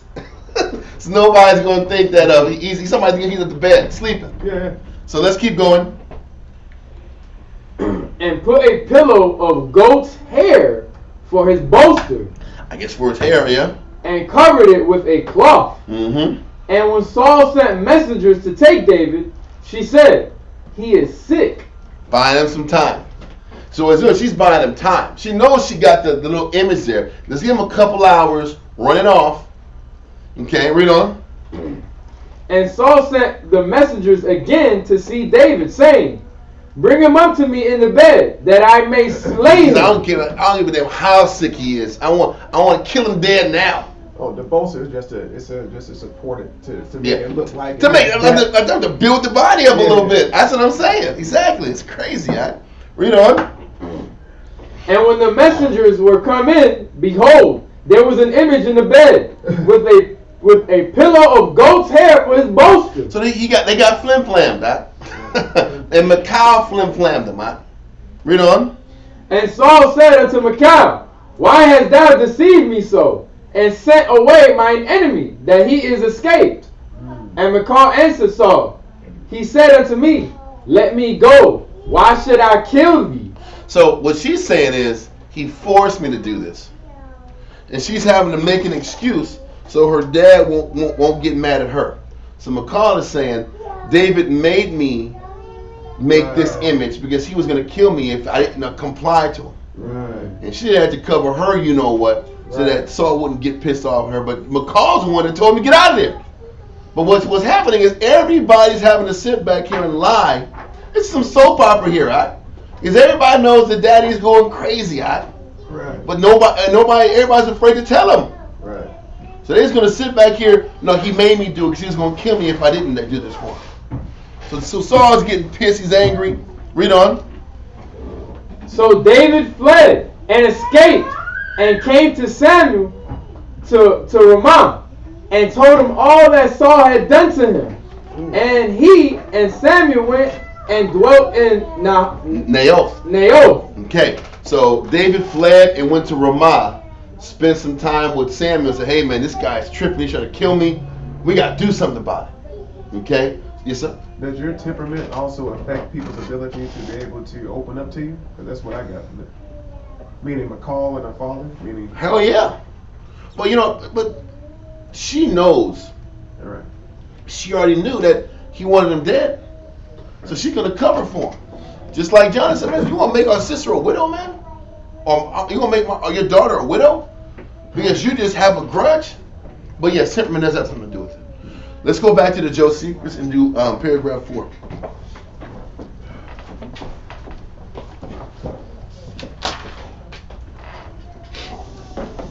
Book of Josephus. Shalom, everybody. Book of Josephus, page 168, book 6, chapter 11, paragraph 4. But at night the king sent officers and commanded that he should be watched till the morning, lest he should get quite away, that he might come into the judgment hall, and so might be delivered up, and condemned, and slain. But when Calll, David's wife, the king's daughter, understood what her father designed, she came to her husband, as having small hopes of his deliverance, and as greatly concerned about her own life also. So this is why she lied. She's like, listen, man, I'm afraid I got to back you. I'm gonna save you, but if I tell him that I'm backing you, my daddy might kill me. Oof. Read on. For she could not bear to live in case she were deprived of him. Exactly. So she loved him so much, she didn't want him dead, but she didn't want him to be gone either. Read on. And she said, let not the sun find thee here when it rises. You got to leave at night under cover of darkness. Read on. For if it do, that will be the last time it will see thee. Fly away then, while the night may afford the opportunity, and may the Most High lengthen it for thy sake. Wow. For know this, that if my father find thee, thou art a dead man. It's crazy, yeah. Man, it's like back alleys, middle Yeah, of the night. yeah. Listen, like, listen, you gotta get out of here now. It's 1 o'clock in the morning. It's all back alley stuff. Line 217. Okay. So she let him down by a cord out of the window and saved him. And after she had done so, she fitted up a bed for him as if he were sick, and put under the bed clothes, a goat's liver, and with her father, as soon as it was day, sent to seize David. She said to those that were there that he had not been well that night, and showed them the bed cover, and made them believe by the leaping of the liver, which caused the bedclothes to move also. What? The leaping of the liver? How long is the liver going to be moving? Maybe she found a way to incubate it so it still has a pulse running through it. That's crazy. And so the moving of the body made a person think that he was still sleeping. Some kind of air contraption it's a real Ferris Bueller kind of situation. That's some Ferris Bueller. That's real Ferris Bueller stuff, Keep going. I can't even break that down. I don't know what the hell that is. You got some liver moving. So the liver's inside this little carcass you got, and it's doing this. Well, she would have to literally pump air through it. You can't do that. That's not happening back in the old time Middle East. Nothing new under the sun, all right? Nothing new under the sun. So you saying Ferris Bueller stuff was going on back then? I'm saying they were ingenious. Yes, ingenious. Ingenuity. Yes, you said it right the first time. I don't even know what you said, but you said it right the first time. Read up. By the leaping of the liver, which caused the bedclothes to move also, that David breathed like one that was asthmatic. And that's why she said he was sick. Wow. Read on. So when those that were sent told Saul that David had not been well in the night, he ordered him to be brought in that condition. So what that means is they were checking on him. They were checking on him at nighttime. They must have, wait. Or they must have checked on him in the daytime, in the morning. Then they told Saul what was up. Then Saul said, "I don't give a damn. Bring him as he is." Okay. Oh, right. Okay, so let's keep going. Right. So when those that were sent told Saul that David had not been well in the night, he ordered him to be brought in that condition, for he intended to kill him. Now when they came and uncovered the bed and found out the woman's contrivance, they told it to the king. And when her father complained of her that she had saved his enemy and had put a trick upon himself, she invented this plausible defense for herself and said that when he threatened to kill her, she lent him her assistance for his preservation out of fear, for which her assistance she ought to be forgiven, because it was not done of her own free choice, but out of necessity. For said she, I do not suppose that thou wast so zealous to kill thy enemy as thou wast that I should be saved. She's like, you were more focused on killing your enemy and less concerned about me being saved. You know? Accordingly, Saul forgave the damsel. But David, when he had escaped this danger, came to the prophet Samuel to Ramah, and told him what snares the king had laid for him, and how he was very near to death by Saul's throwing a spear at him, although he had been no way guilty with relation to him, nor had he been cowardly in his battles with his enemies, but has succeeded well in them all by the Most High's assistance, which thing was indeed the cause of Saul's hatred to David. Okay, read on. Paragraph 5, line 221. When the prophet was made acquainted with the unjust proceedings of the king, he left the city Ramah and took David with him to a certain place called Naioth. Because what he's saying is, okay, this dude's being negative. He's going to either come to Judah to see his father, or he's going to come to see me. So we got to get out of here. Read on. To a certain place called Naioth, and there he abode with him. But when it was told Saul that David was with the prophet, he sent soldiers to him and ordered them to take him and bring him to him. Stop. Hold that. Let's go to Samuel now. 1 Samuel 19 and verse 20. No, verse 19. 19 and 19. 1 Samuel chapter 19 and verse 19. And it was told Saul, saying, Behold, David is at Naioth in Ramah. Mm-hmm. So one of Saul's henchmen or lookouts said it, snitched on him. Read on. And Saul sent messengers to take David. And when they saw the company of the prophets prophesying. So obviously, Naioth was where the prophets were. And the prophets were prophesying. And he says these men that were out to kill David saw these prophets prophesying or teaching the scriptures or talking the word. Read on. And Samuel standing as appointed over them, the Spirit of the Most High was upon the messengers of Saul, and they also prophesied. So whatever spirit was on those prophets and Saul, not Saul, but Samuel, those guys trying to kill David, changed their mindset and start prophesying as well. Read on. And when it was told Saul, he sent other messengers, and they prophesied likewise. Everybody Saul was trying to bring over to this place, the Spirit of the Most High jumped on them and took that spirit of murder and killed off them. Wow. Read on. And Saul sent messengers again, the third time, and they prophesied also. Then went he's like, man, I can't get nobody to kill this man. So I'm going to do it myself, man. Forget this. 3 sets of dudes is teaching the Bible and saying prayers and saying glory hallelujah to the Heavenly Father. Read on. That's the art of fighting without fighting. Well, yes, and that's the Most High protecting you. That is nothing but glory to the Heavenly Father. I can even set that up to where he's sitting back here getting people that are under orders to break the orders. They're breaking orders, right? He's fighting by maintaining order. God. And the Most High is fighting the battles. The crazy thing is those guys are on the penalty of death for breaking orders, right? It ain't like that's a light thing. You're breaking orders. You're risking your life.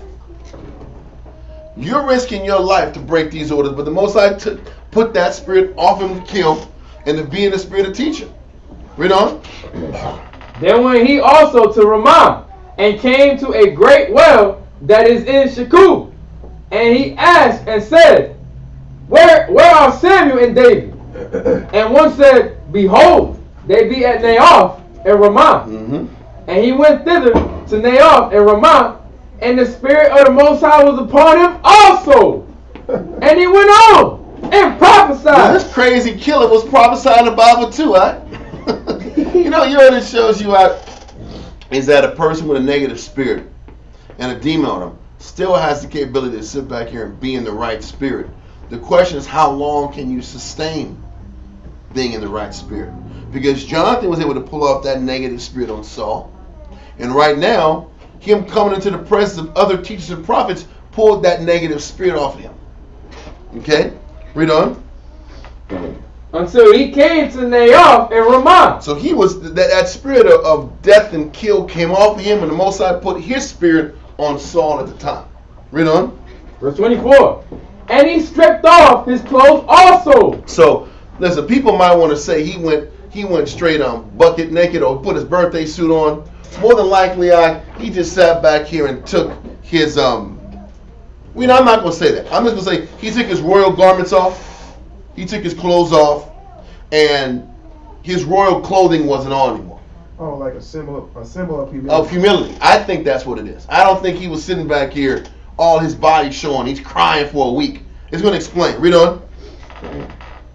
And he stripped off his clothes also, and prophesied before Samuel in like manner, and lay down naked all that day and all that night. It's like, does he really have no clothes on, shaking his whole body? Maybe. I don't know. I don't know for a fact, but I know he came out of his royal garments for a whole day and a whole night, showing the spirit of being shamefaced and remorseful for what he's doing. Mm-hmm. That's a fact. Now, whether he stripped down all the way, because people are talking about being naked and you're down into your underclothes. That's being naked also. Scripture, I don't have the verse that talks about showing your nakedness. That's just showing your undergarments or in public. There was a verse about the prophets walking. I don't have it on me. There's no way I'm able to find it off the top of my head. But you're not supposed to show your nakedness as meaning your undergarments, your underclothing. Well, you can even look at Adam and Eve. That nakedness, that was the covering of the Most High. Yep, that too. But it says he stripped his clothes off. Right. So I know he took his royal garments off. I know that. But point is this: royal garments are off. He's prophesying. He's talking to Most High. Read on to verse 24. Wherefore they say, is Saul also among the prophets? Okay, so we're going to hold that. They're asking if Saul is amongst the prophets because he was prophesying like he was one of the prophets. Now let's go back to Antiquities of the Jews, book 6, chapter 11, paragraph 5 now.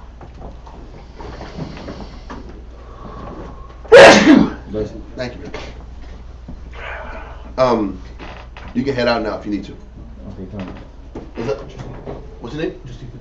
All you gotta do is ask, and we'll put it up in front. You're good, bro. We're in paragraph 5, line 222. Okay. Page 168. And when they came to Samuel and found there a congregation of prophets, they became partakers of the divine spirit and began to prophesy, which when Saul heard of, he sent others to David, who prophesying in like manner as did the first. He again sent others, which third sort prophesying also.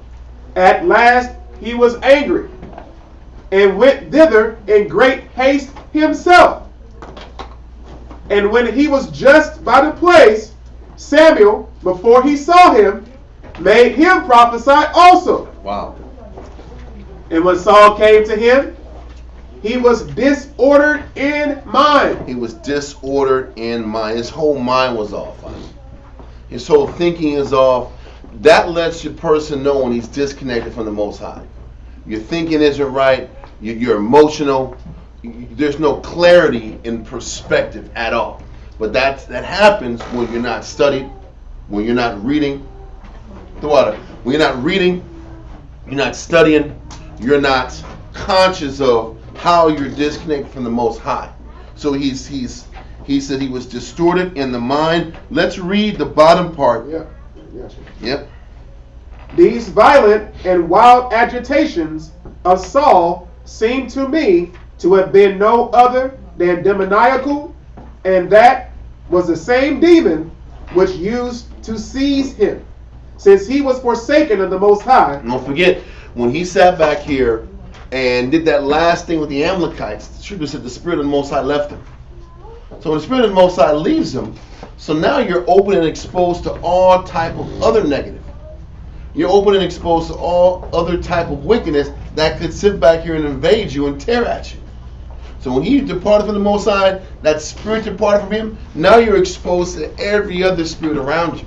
This is that war inside of a war that we don't see.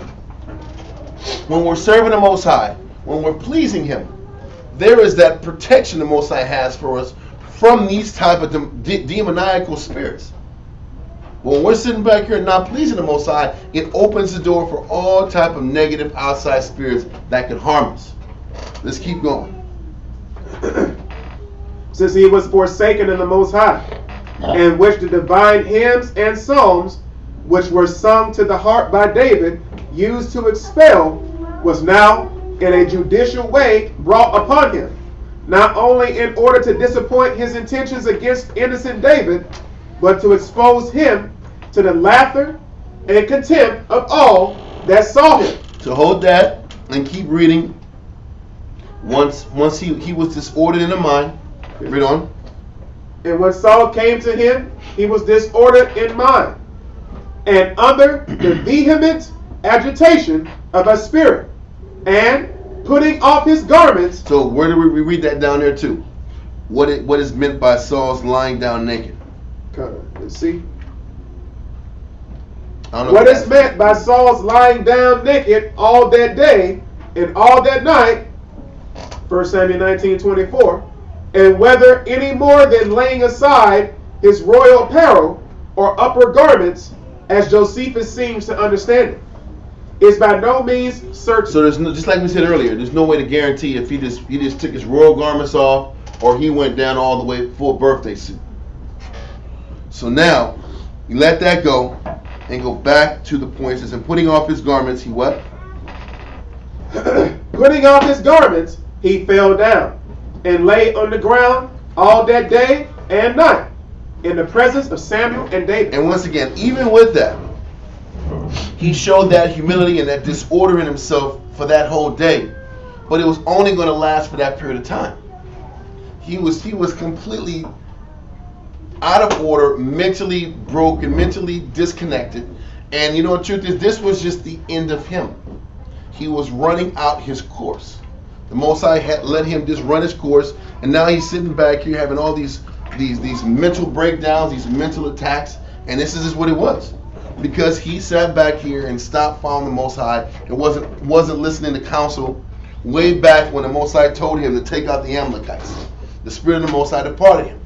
So, let that go, and let's go back to the scriptures. Tawam, you can take over, sir. I appreciate it, man. Let's get you saluted in.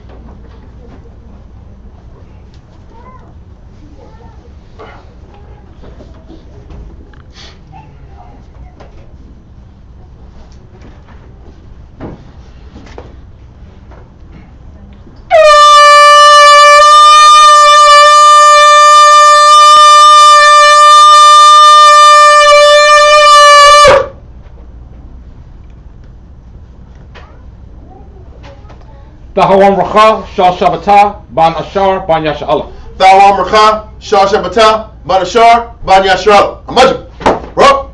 Yahweh Ba'ashem Yashar Barakatah. Yahweh Ba'ashem Yashar Barakatah. Alright, let's go. So we are in 1 Samuel chapter 20 and verse 1.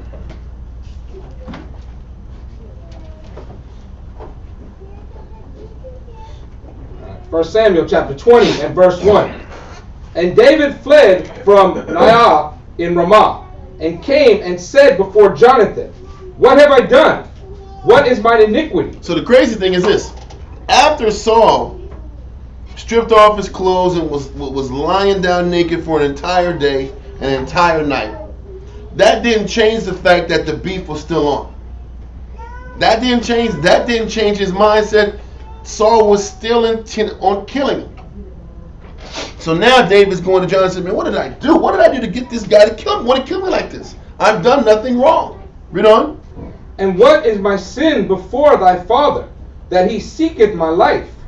And he said unto him, Most High forbid, thou shalt not die. Behold, my father will do nothing, either great or small, but that he will show it me. And why should my father hide this thing from me? It is not so. And David sware moreover, and said, Thy father certainly knoweth that I have found grace in thine eyes. And he saith, Let not Jonathan know this, lest he be grieved. But truly, as the Most High liveth, and as thy soul liveth, there is but a step between me and death. So, what David is trying to tell Jonathan is, listen, man, your dad's still trying to kill me. Jonathan said, listen, man, my father's not trying to do it anymore. He would tell me if he was trying to kill you now. And David's like, bro, you don't understand. He knows now that we're connected. He knows that you are still close to me. So he's going to withhold to you all of his plans from here on out. Because he's fully said, listen, David saw what he's doing here, and he was prophesying, he was naked, he was going all crazy, he was distorted in the mind.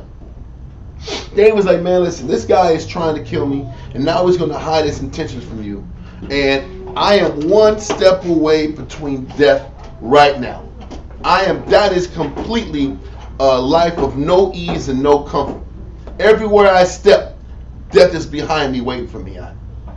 That's a scary way to live.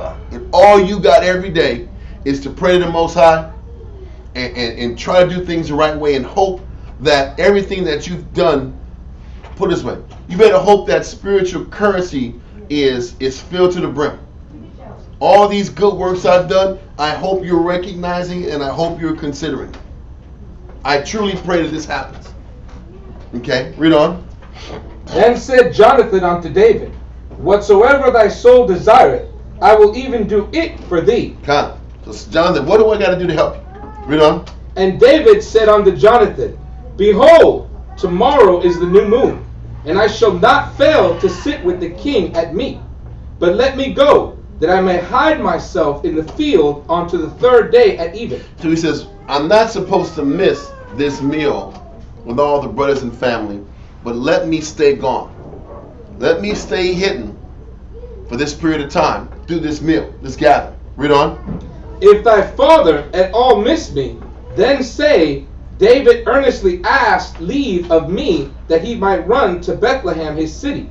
For there is a yearly sacrifice there for all the family. So this is the excuse you say.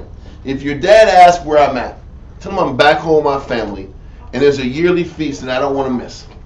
And just say that Jew Jonathan gave me the clearance to go leave. Read on. If he say thus, it is well, thy servant shall have peace. But if he be wroth, very wroth, then be sure that evil is determined by him. So if he's cool with that excuse, know that there's peace. But if he's pissed off about the excuse that you give him for me not being here, know that this guy's got perpetual beef from me. Read on. Therefore thou shalt deal kindly with thy servant, for thou hast brought thy servant into a covenant of the Most High with thee. Notwithstanding, if there be in me iniquity, slay me thyself. For why shouldest thou bring me to thy father? And Jonathan said, far be it from thee, for if I knew certainly that that evil were determined by my father to come upon thee, then would not I tell it to thee? So he's like, if I really knew that my father was trying to get you, you don't think I'd tell you? But what David is seeing is Jonathan really doesn't know the depths of his hatred towards David. And he's trying to set this situation up so that Jonathan can see that I guess this relationship is broken and that his dad really wants David dead. Read on. Then said David to Jonathan, who shall tell me? Or what if thy father answereth thee roughly? And Jonathan said unto David, come, and let us go out into the field. And they went out both of them into the field. And Jonathan said unto David, O Yahweh, power of Israel, when I have sounded my father about tomorrow any time, or the third day, and behold, if there be good toward David, and I then send not unto thee, and show it thee, the Most High do so as much more to Jonathan. But if it please my father to do thee evil, then I will show it thee, and send thee away, that thou mayest go in peace, and the Most High be with thee, and he hath been with my father. And thou shalt not only while yet I live show me the kindness of the Most High, that I die not. Come. So he's just saying, listen, I'll let you know how this interaction goes down. And if my father wants you dead, I'm going to tell you. If not, I'm going to let you know. And if my father wants you dead, let's make sure our relationship doesn't break down and disintegrate because of it. Read on. But also thou shalt not cut off thy kindness from my house forever. No, not when the Most High hath cut off the enemies of David, every one from the face of the earth. He's like, listen, if my father's off, I'm begging you not to cut off my entire family. Because he sees that when the Most High is with David, and and David's capable of cutting off anybody around him. Because he knows the Most High is with him. So Jonathan is just asking, just look after me and my family through this whole circumstance. Read on. So Jonathan made a covenant with the house of David, saying, let the Most High even requite it at the hand of David's enemies. And Jonathan caused David to swear again, because he loved him. For he loved him as he loved his own soul. Exactly. That bond was pure. That bond was based off of righteous works and righteous friendship. Read on. Then Jonathan said to David, tomorrow is the new moon, and thou shalt be missed, because thy seat will be empty. And when thou hast stayed 3 days, then thou shalt go down quickly, and come to the place where thou didst hide thyself when the business was in hand, and shalt remain by the stone of Ezel. And I will shoot 3 arrows on the side thereof, as though I shot at a mark. And behold, I will send a lad, saying, Go find out the arrows. If I expressly say unto the lad, Behold, the arrows are on this side of thee, take them, then come thou. For there is peace to thee, and no hurt, as the Most High liveth. But if I say unto thee, unto the young man, Behold, the arrows are beyond thee, go thy way, for the Most High has sent thee away. So he's just giving them, he's going to shoot these arrows, and the whole process of shooting the arrows is going to let David know if the news is good or bad. It's going to explain itself into Josephus a little better. Keep going. And as touching the matter which thou and I have spoken of, behold, the Most High be between thee and me forever. So David hid himself in the field, and when the new moon was come, the king sat him down to eat meat. So let that go. Let's go to Josephus, paragraph 6.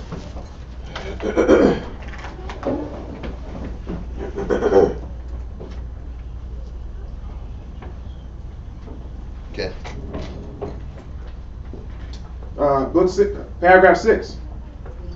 And David went thence and came to Jonathan, the son of Saul, and lamented to him what snares were laid for him by his father, and said that though he had been guilty of no evil, nor had offended against him, yet he was very zealous to get him killed.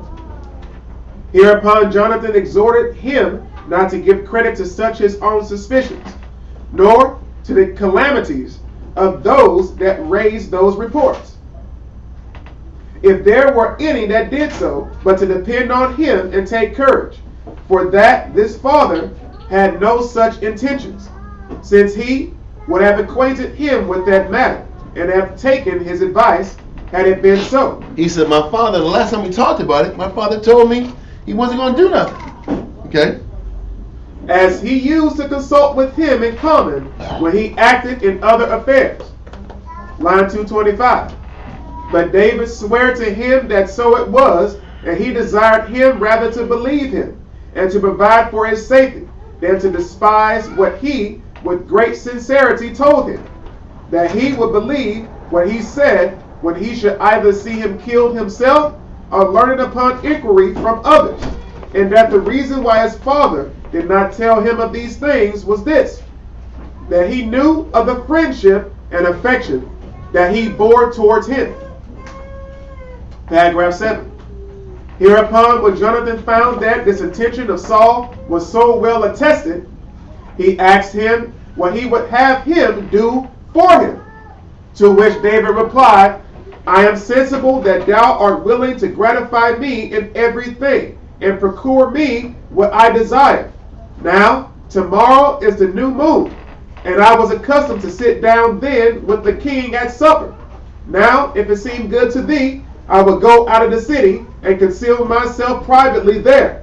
And if Saul inquire why I am absent, tell him that I am gone to my own city, Bethlehem, to keep a festival with my own tribe.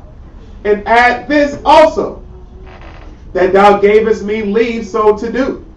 And if he say, as is usually said, in the case of friends that are gone abroad, it is well that he went, then assure thyself that no latent mischief or enmity may be feared at his hand. But if he answers otherwise, that will be a sure sign that he has some designs against me. Line 228. Accordingly, thou shalt inform me of thy father's inclinations, and that, out of pity to my case, and out of thy friendship for me, as instances of which friendship thou hast vouchsafed to accept of the assurances of my love to thee, and to give the like assurances to me, that is, those of a master to his servant. But if thou discoverest any wickedness in me, do thou prevent thy father, and kill me thyself. If you see me doing anything negative, you taking me out. Read on. Paragraph 8. But Jonathan heard these last words with indignation and promised to do what he desired of him, and to inform him if his father's answers implied anything of a melancholy nature, and any enmity against him, and that he might the more firmly depend upon him. He took him out into the open field, into the pure air, and swear that he would neglect nothing that might tend to the preservation of David. And he said, I appeal to that the Most High, who, as thou seest, is diffused everywhere, and knoweth this intention of mine, before I explain it in words, as a witness of this my covenant with thee, that I would not leave off to make frequent trials of the purpose of my father, till I learn whether there be any lurking distemper in the most secret parts of his soul. And when I have learned it, I will not conceal it from thee, but will discover it to thee, whether he be gently or peevishly disposed. Well, David is trying to make sure, as he's dealing with Jonathan here, that he can trust him. He's trying to make sure that Jonathan doesn't set him up. I mean, that Jonathan doesn't set him up by the orders of David. So they're like, listen, man, I just need if you're gonna do what Saul says, you take me out yourself. I need to make sure I can trust you. And this is where Jonathan's going into all the specifics and details about how he's not, if there's an issue, he's going to say it. He's going to be outright about it in the open air. Just those two in their conversation. Continue. For this the Most High himself knows, that I pray he may always be with thee. For he is with thee now, and I will not forsake thee, and will make thee superior to thine enemies, whether my father be one of them, or whether I myself be such. Do thou only remember what we now do, and if it fall out that I die, preserve my children alive. And he's like, don't sit back here. Look after my family. Look after my family's house. Read on. And requite what kindness thou hast now received to them. When he had thus sworn, he dismissed David. So he's like, man, listen, I know the Most High is with you. And if everything turns out to where my dad's off and I got to go down with my dad, then, just look after my kids. Don't sit back here and turn your back on them. If it's the end of our time, I can live with that. It's honorable talk, honorable communication. Yeah, real. He's like, man, I know the Most High is with you. So if my dad's going to get stung, he knows he has to go down with his dad. Yeah. You got to go down with him. But he said, look after my family and take care of them. Read on. When he had thus sworn, he dismissed David, bidding him go to a certain place of that plain wherein he used to perform his exercises, for that, as soon as he knew the mind of his father, he would come thither to him, with one servant only.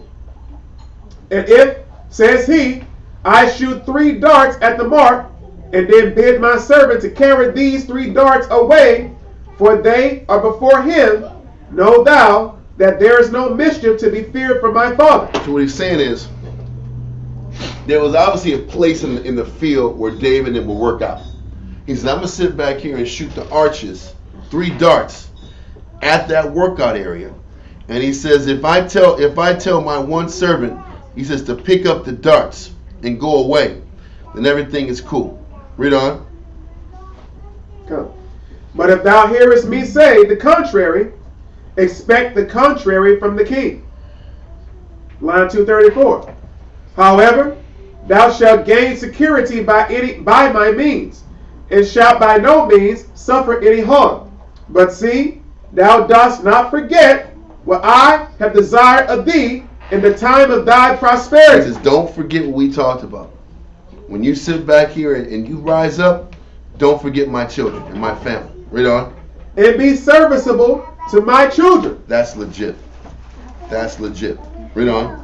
Now David, we have received these assurances from Jonathan, went his way to the place appointed. They were both trying to make sure Listen, Jonathan was trying to make sure his family was covered, and David was trying to make sure he wasn't going to get screwed over and double crossed by Jonathan.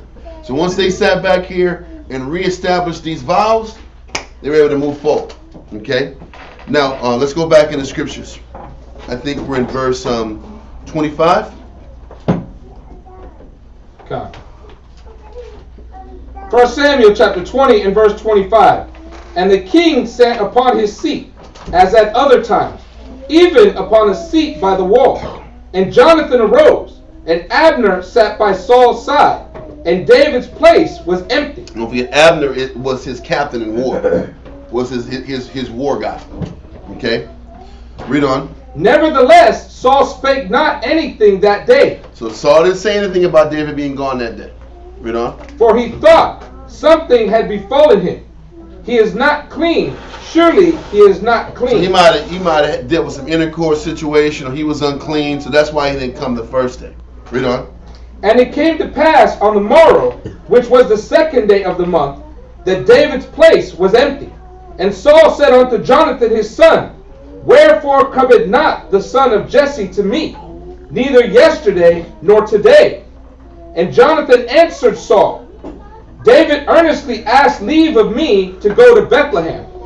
And he said, Let me go, I pray thee, for our family hath a sacrifice in the city, and my brother, he hath commanded me to be there. And now, if I have found favor in thine eyes, let me get away, I pray thee, and see my brethren. Therefore he cometh not unto the king's table. So we did exactly what David said. Tell your father that you gave me clearance to go deal with my family for this period of time. Read on. Then Saul's anger was kindled against Jonathan. There you go. Now he sees it for what it really is. Read on. And he said unto him, Thou son of the perverse, rebellious woman. He's like, he goes low down. Now, you're a son of a perverse woman. Now. Not only does he just sit back here and attack Jonathan, he's attacking Jonathan's mama. His wife. Yeah, exactly, his wife. Read on. Do not I know that thou hast chosen the son of Jesse to thine own confusion? He's like, don't you realize you chosen David out of confusion? You let it mess with your mind. Exactly. Read on. And unto the confusion of thy mother's nakedness. He's taking jabs at him, but what he's also, you can tell when a person is starting to lose it when it's not about righteousness, but it's just about the family. It's just about the family. It's not about righteousness anymore. And it's about lording the family above righteousness. That's when you know when the spirit of the leader, of the head, is starting to tweak out. Loyalty and honor to blood is above righteousness. Jonathan was like, righteousness should be above blood. Saul was like, nah, listen, you sitting back here choosing David over your own blood? What the hell is your problem? Read on. For as long as the son of Jesse liveth upon the ground, thou shalt not be established, nor thy kingdom. He's like, don't you realize as long as David is around, you're never going to be the king? But the first of all, what did Samuel tell Saul years ago? Remember when he sat back here and he sacrificed that animal? Yeah. When they was about to go to war, and Saul told him not to sacrifice, wait till he got there, and he did it anyway. Yeah. That's when Samuel told Saul, listen, bro, your son will never be the king. Right. Your son will never be the king because of what you did. Your genealogy will stop at you. Then with the scenario with Amalekites, he said, you're going to lose the kingdom. Point is, Saul already was told that Jonathan will never get the kingdom. He was already told that. But now he's using, listen, man, you're never going to get the kingdom as long as David is sitting back here. So once again, it's about preserving the family over what's right. Isn't it also when a man despises, he despises not a man but the Most High? Yes. So that's 1 Samuel 15, and the Most High said, what Samuel told him, like, this kingdom stripped from you, man. Exactly. Like, never let it go. But he's been on this campaign to keep control regardless. He has to keep control at all costs. And it's like, Jonathan, don't you see that by choosing his side, you're putting a nail in your coffin also? You'll never be a king? Are you jacking yourself up? Exactly. But he's Once again, Saul is completely in this carnal mode that he's holding on to. Yeah, because anything, he's starting, with that comment, he's trying to start strife between them. He's trying to start it. He's trying to create that rift. He's trying to make it not about being honorable and just about power and control. Better be about himself. Come. Keep going. Wherefore now send and fetch him unto me, for he shall surely die. And Jonathan answered Saul his father, and said unto him, Wherefore shall he be slain? What hath he done? He's still saying, what did this guy do to justify death? Look what Saul does next. He goes crazy next time. It's crazy because that's an eye-opening moment. Yeah. He had hope that it wasn't the case. And now this is in front of everybody. Right. This is in front of the entire court. Abner's here. All of his advisors are here eating this meal. And now Jonathan's standing up for what's right in front of Saul, making Saul look what? Bad. And when Saul looks bad, everybody has to pay the price. You see, he also, what's the word? He deflected the question. Just with anger. He didn't even answer the question. He didn't. He just reacts. Because this is what Saul is doing now. He's that king with the goblet, eating turkey legs out, and just silence! Watch what he does. Verse 33.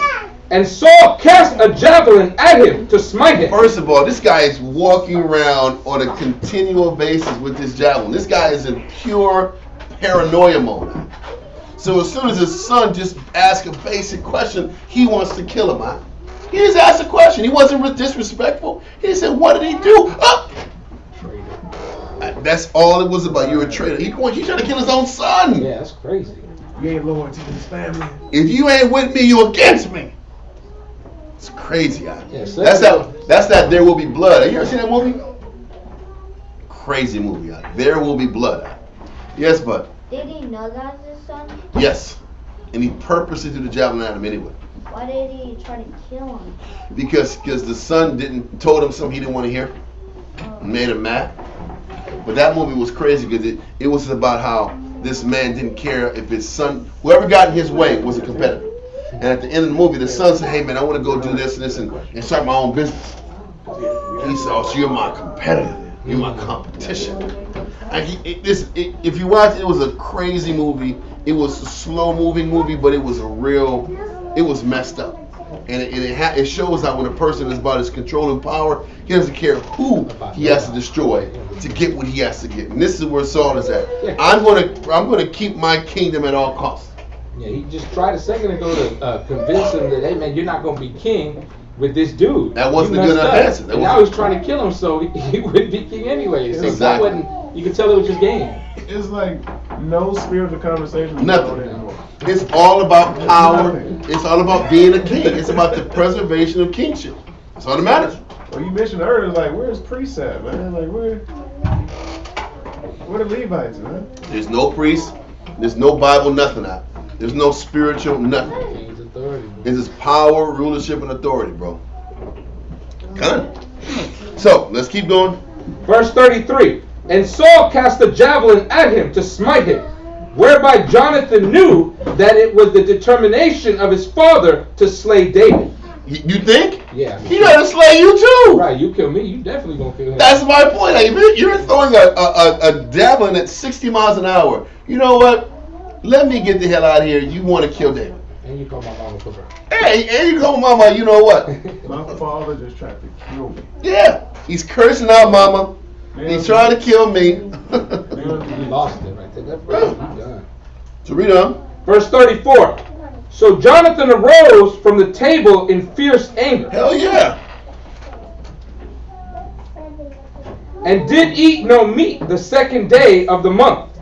For he was grieved for David, because his father had done him shame. Mm-hmm. And it came to pass in the morning that Jonathan went out into the field at the time appointed with David, and a little lad with him. Mm-hmm. And he said unto his lad, Run, find out now the arrows which I shoot. And as the lad ran, he shot an arrow beyond him. Okay. And when the lad was come to the place of the arrow which Jonathan had shot, Jonathan cried after the lad and said, Is not the arrow beyond thee? So what he's saying is, hey, keep going further. Keep going further to find the arrow. That's not where it is. Read on. He's trying to buy time to go and talk to David and confirm what's going down. Read on. And Jonathan cried after the lad, Make speed, haste, stay not. And Jonathan's lad gathered up the arrows and came to his master. But the lad knew not anything. Only Jonathan and David knew the matter. Mm-hmm. And Jonathan gave his artillery unto his lad, and said unto him, Go, carry them to the city. So he said all the arrows he had and stuff and paraphernalia, go take it back to the city. Read on. And as soon as the lad was gone, David arose out of a place toward the south, and fell on his face to the ground, and bowed himself 3 times. And they kissed one another, and wept one with another, until David exceeded. And Jonathan said to David, Go in peace, for as much as we have sworn both of us in the name of the Most High, saying, The Most High being between me and thee, and between my seed and thy seed forever. And he arose and departed, and Jonathan went into the city. So he knew that was it. David was already out here sweating in the field for 2 days already. What's that? What does land mean? Huh? What does land mean? Land Like, or lamb? L-A-N-D? Pay attention. Land? Okay, let's keep going. We're going to read it again here, and maybe you'll get it from this point. We're going to read it again in the Josephus.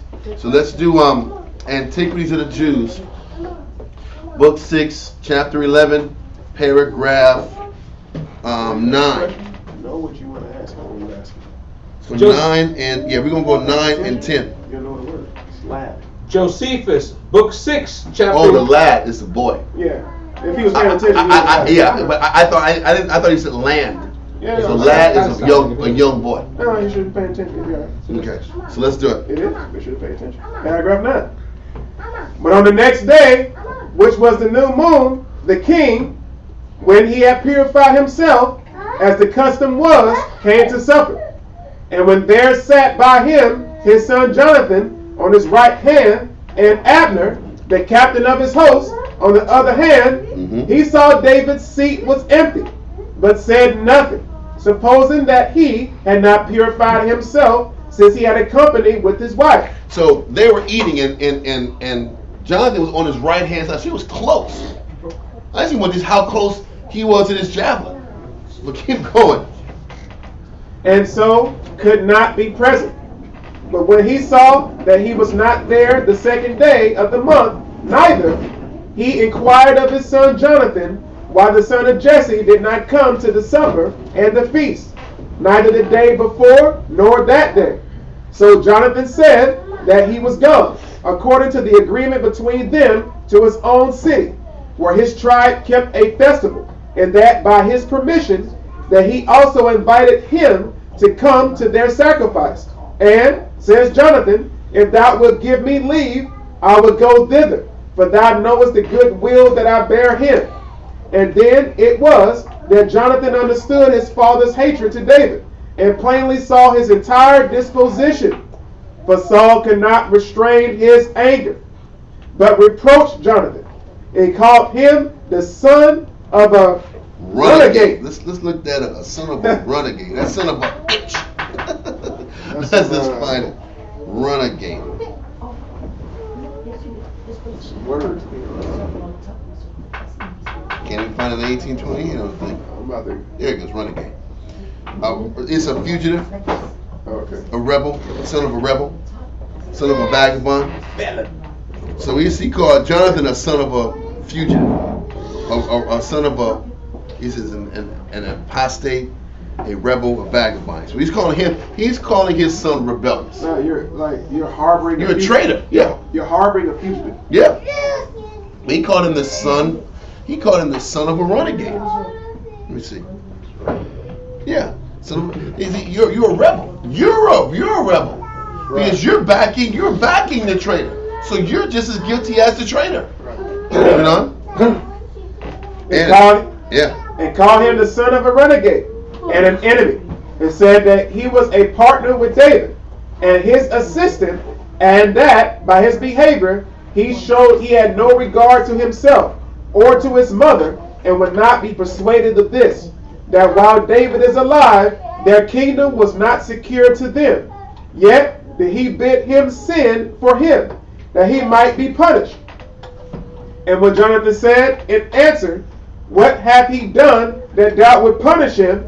Saul no longer contented himself to express his anger in bare words. He says, I'm not. He said, I'm not going to sit back here and just argue with you. I'm going to show you how disgusted I am with you. Read on. But snatched up his spear and leaped upon him. Damn, man. And was desirous to kill him. He jumped on him with the spear. Read on. It's crazy. He did not indeed do what he intended, because he was hindered by his friends. The only reason he didn't kill him is because somebody was there to restrain him. Abner slowed him up. Abner, anybody said, don't do it. What are you doing? Oh, it's crazy. That whole kingdom is crazy. What does restrain mean? Hold you back. So his friends held him back so that he wouldn't try to kill his son. Okay. Read on. But it appeared plainly to his son that he hated David and greatly desired to dispatch him, insomuch that he had almost slain his son with his own hands on his account. And that was a confirmation that Jonathan needed to know. This guy wants me dead. Keep going. Paragraph 10. Him 10. dead. Yeah. Paragraph 10, page 17. And then it was that the king's son rose hastily from supper, and being unable to admit anything into his mouth for grief, he wept all night, both because he had himself been near destruction, and because the death of David was determined. But as soon as it was day, he went out into the plain that was before the city, as going to perform his exercises, but in reality to inform his friend what disposition his father was in towards him, as he had agreed with him to do. And when Jonathan had done what had been thus agreed, he dismissed his servant that followed him to return to the city. But he himself went into the desert and came into his presence and communed with him. So David appeared and fell at Jonathan's feet and bowed down to him and called him the preserver of his soul. But he lifted up from the earth, and they mutually embraced one another and made a long greeting, and that not without tears. They also lamented their age and that familiarity which envy would deprive them of, and that separation which must now be expected, which seemed to them no better than death itself. He says for them not to be together and grow up together, and their children grow up together, is like death. Read on. So recollecting themselves at length from their lamentation, and exhorting one another to be mindful of the oaths they had sworn to each other, they parted asunder. So the oaths were, listen, man, don't sell me out. And David, when you get to be a king, don't forget my family. Take care of my family. So they let each other go, and they rode their separate ways. Now let's go to 1 Samuel 21, verse 1.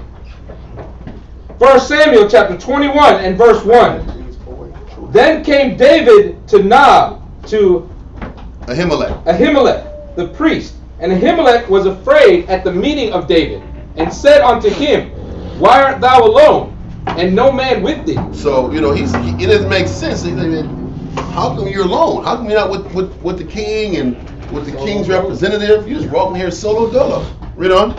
And David said unto Ahimelech the priest, The king hath commanded me a business, and hath said unto me, Let no man know anything of the business whereabout I send thee, and what I have commanded thee. And I have appointed my servant to such and such a place. Mm-hmm. Now therefore, what is under thine hand?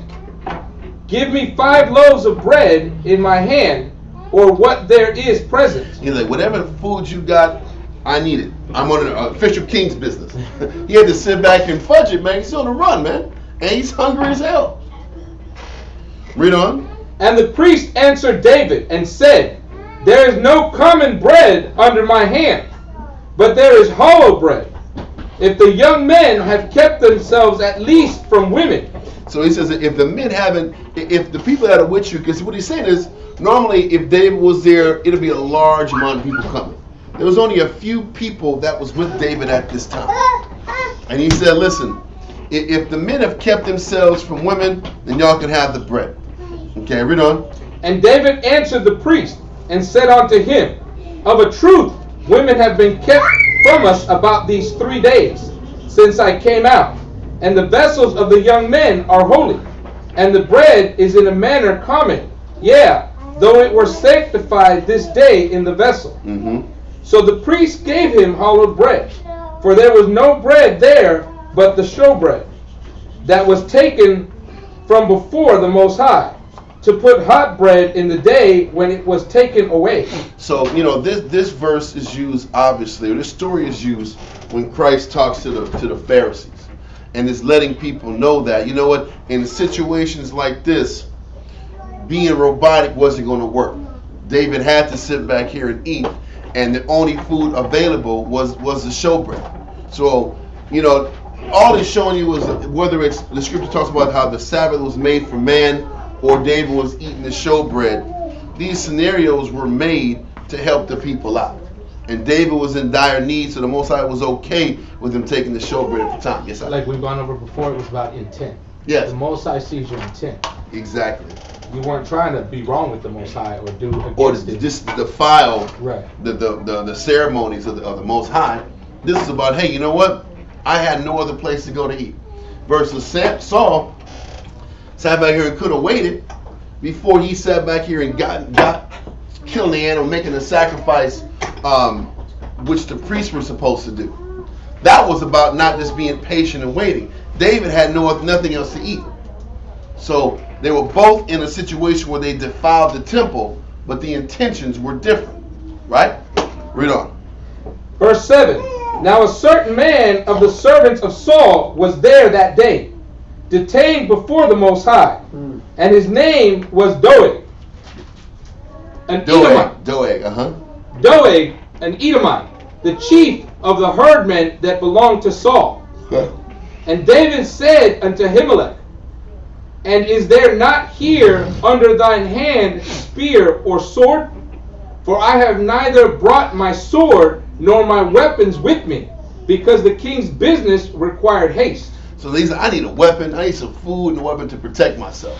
Read on. And the priest said, the sword of Goliath the Philistine, whom thou slewest in the valley of Elah, behold, it is here, wrapped in a cloth behind the ephod. If thou wilt take that, take it. For there is no other save that here. And David said, there is none like that. Give it me. Now listen, that sword was still big as hell. But obviously he can wield it, and that's better than nothing. Read on. And David arose and fled that day for fear of Saul, and went to Achish, the king of Gath. So he went into Philistine territory at this point. He's like, man, Saul's after me. I gotta go into Philistine territory. I guess the path he was going. Do I have the path? Let me. I think I have it on my phone. The path that he had. Yeah, let's do this.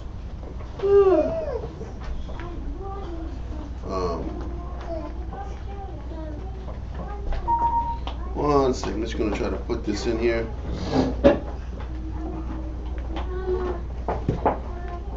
One second, Joe. Let me see. Just trying to get this in here so we can see the path that he took.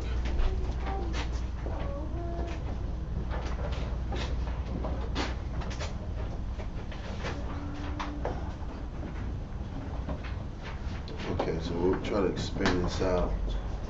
This is the path that David took. I have it online, trying to expand it out a little bit so we can see it. We'll be using this for a few days because we're just getting started here.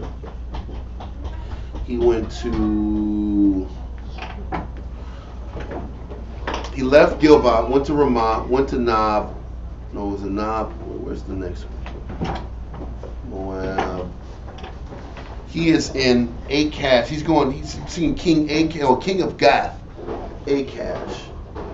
Where is God? There's God. Okay. It's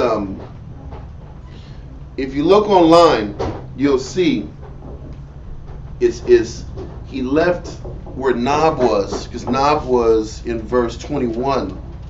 Yes. Nob was in verse 21. Nob is near Ramah. It's like right below Ramah, which is where Samuel was. He goes from Nob and goes all the way west to Philistine territory, goes in Gath for a little bit and works his way back down, then into the Moabites. But the reason we're going into this is because he felt that Saul was really gaining on him. He had to get the hell out of the city, out of Dodge completely. So he goes all the way west to go to Gath, which was where the king of the Philistines was. So give me verse 11. Verse 11. And the servants of Achish said unto him, Is not this David the king of the land? The greatest thing is, even they knew David was supposed to be king. Even they knew that David was going to be king. Or he was king of Hebron, which was the Judites. They obviously knew enough about the Jews that were Judah. He was king of the southern kingdom, and Saul was king of the northern. Read on. Did they not sing one to another of him in dances, saying, Saul has slain his thousands, and David his 10,000? The Philistines knew exactly about David and his fame and how he sat back and has been a thorn in the Philistine side. Read on. And David laid up these words in his heart, and was sore afraid of Achish the king of Gath. He was like, man, I don't know where to go. Saul's going to kill me if I stay out here. If I go to the Philistines, they know me. They're going to kill me here too. I don't know what to do. Read on. And he changed his behavior before them, and feigned himself mad in their hands. So he had to sit back here and act crazy and putting spit on his face and acting insane to at least get in there to buy him some time. Read on. And scribbled on the doors of the gate, and let his spittle fall down upon his beard. So he started acting crazy just to get entrance into the kingdom to buy some time away from Saul. Read on. Then said Achish unto his servants, Lo, ye see the man is mad. Wherefore then have ye brought him to me? Listen, Most High still put a spirit on Achish, because Achish could have still killed him. Yeah, David's mad, but this guy caused a lot of harm to our people. Kill this guy. The point is, the Most High was watching him the whole time, the whole way. He says, you see this guy's crazy? Get this madman out of my damn kingdom. Read on. Have I need of mad men, that ye have brought this fellow to play the madman in my presence? Shall this fellow come into my house? You're going to bring this crazy guy into my crib, right? So listen, let that go, or hold that, because we're going to go back to, what do you call it, the Josephus. Now we're going to go to chapter 12. Yeah, we're going to go to chapter 12. Let me see. Chapter 12 and paragraph 1, right? Yeah. Okay, let's do that. Chapter 12, page 170. Paragraph 1. Sorry, allergies. Yeah. But David fled from the king, and that death he was in danger of by him, and came to the city Nob, to Amalek the priest, to Ahimelech the priest. So he goes to Nob, right here online. Keep going. Who, when he saw him coming all alone, and neither a friend nor a servant with him, he wondered at it, and desired to learn of him the cause why there was nobody with him. To which David answered that the king had commanded him to do a certain thing that was to be kept secret, to which, if he had a mind to know so much, he had no occasion for anyone to accompany him. However, I have ordered my servants to meet me at such and such a place. So he desired him to let him have somewhat to eat, and that in case he would supply him, he would act the part of a friend, and be assisting to the business he was now about. And when he had attained what he desired, he also asked him whether he had any weapons with him, either sword or spear. Now there was at Nob a servant of Saul, by birth a Syrian, whose name was Doeg, one that kept the king's mules. So Doeg was an Edomite that lived in the land of Syria, which was above Haran. Syria was north of Israel. Okay, read on. The high priest said that he had no such weapons, but he added, here is the sword of Goliath, which, when thou hadst slain the Philistine, thou didst dedicate to the Most High. Paragraph 2. When David had received the sword, he fled out of the country of the Hebrews into that of the Philistines, over which Achish reigned. And when the king's servants knew him, and he was made known to the king himself, the servants informing him that he was that David who had killed many 10,000s of the Philistines, David was afraid lest the king should put him to death, and that he should experience that danger from him which he had escaped from Saul. So he pretended to be distracted and mad, so that his spittle ran out of his mouth. And he did the like actions before the king of Gath, which might make him believe that they proceeded from such a distemper. Accordingly, the king was very angry at his servants that they had brought him a mad man, and he gave orders that they should eject David immediately out of the city. So when David had escaped in this manner out of Gath, he came to the tribe of Judah and abode in a cave by the city of Adullam. And that's the fourth one where we're following this map here. So we go from Nob, Ekron, Gath, Abdullah. Hold that. Let's go back in the scripture because that's chapter 22. 1 Samuel chapter 22 and verse 1. David therefore departed thence and escaped to the cave Adullam. And that's in the city in the area of Judah. Read on. And when his brethren and all his father's house heard it, they went down thither to him.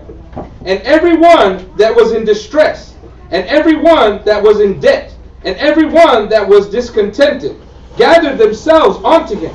And he became a captain over them.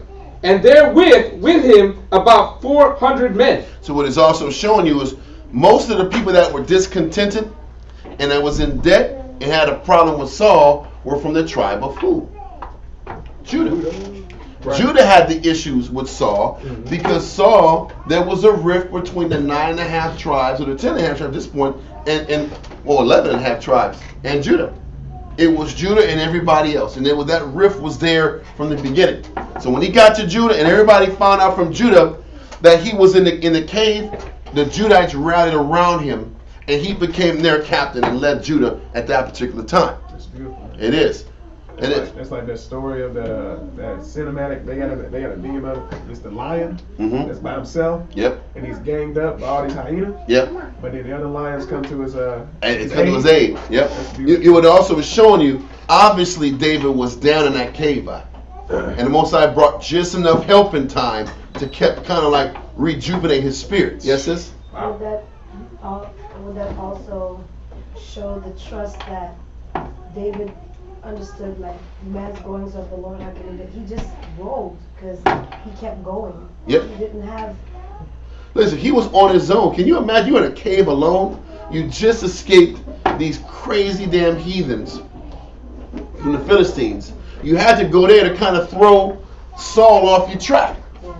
You go to the Philistine land to throw him off your track. Then you go to a cave. You're out of answers. You go to a cave. Listen, by the time you get to a cave, you're out of solutions. Yes. I'm just hiding in a cave, shivering, not knowing what the hell's going to happen.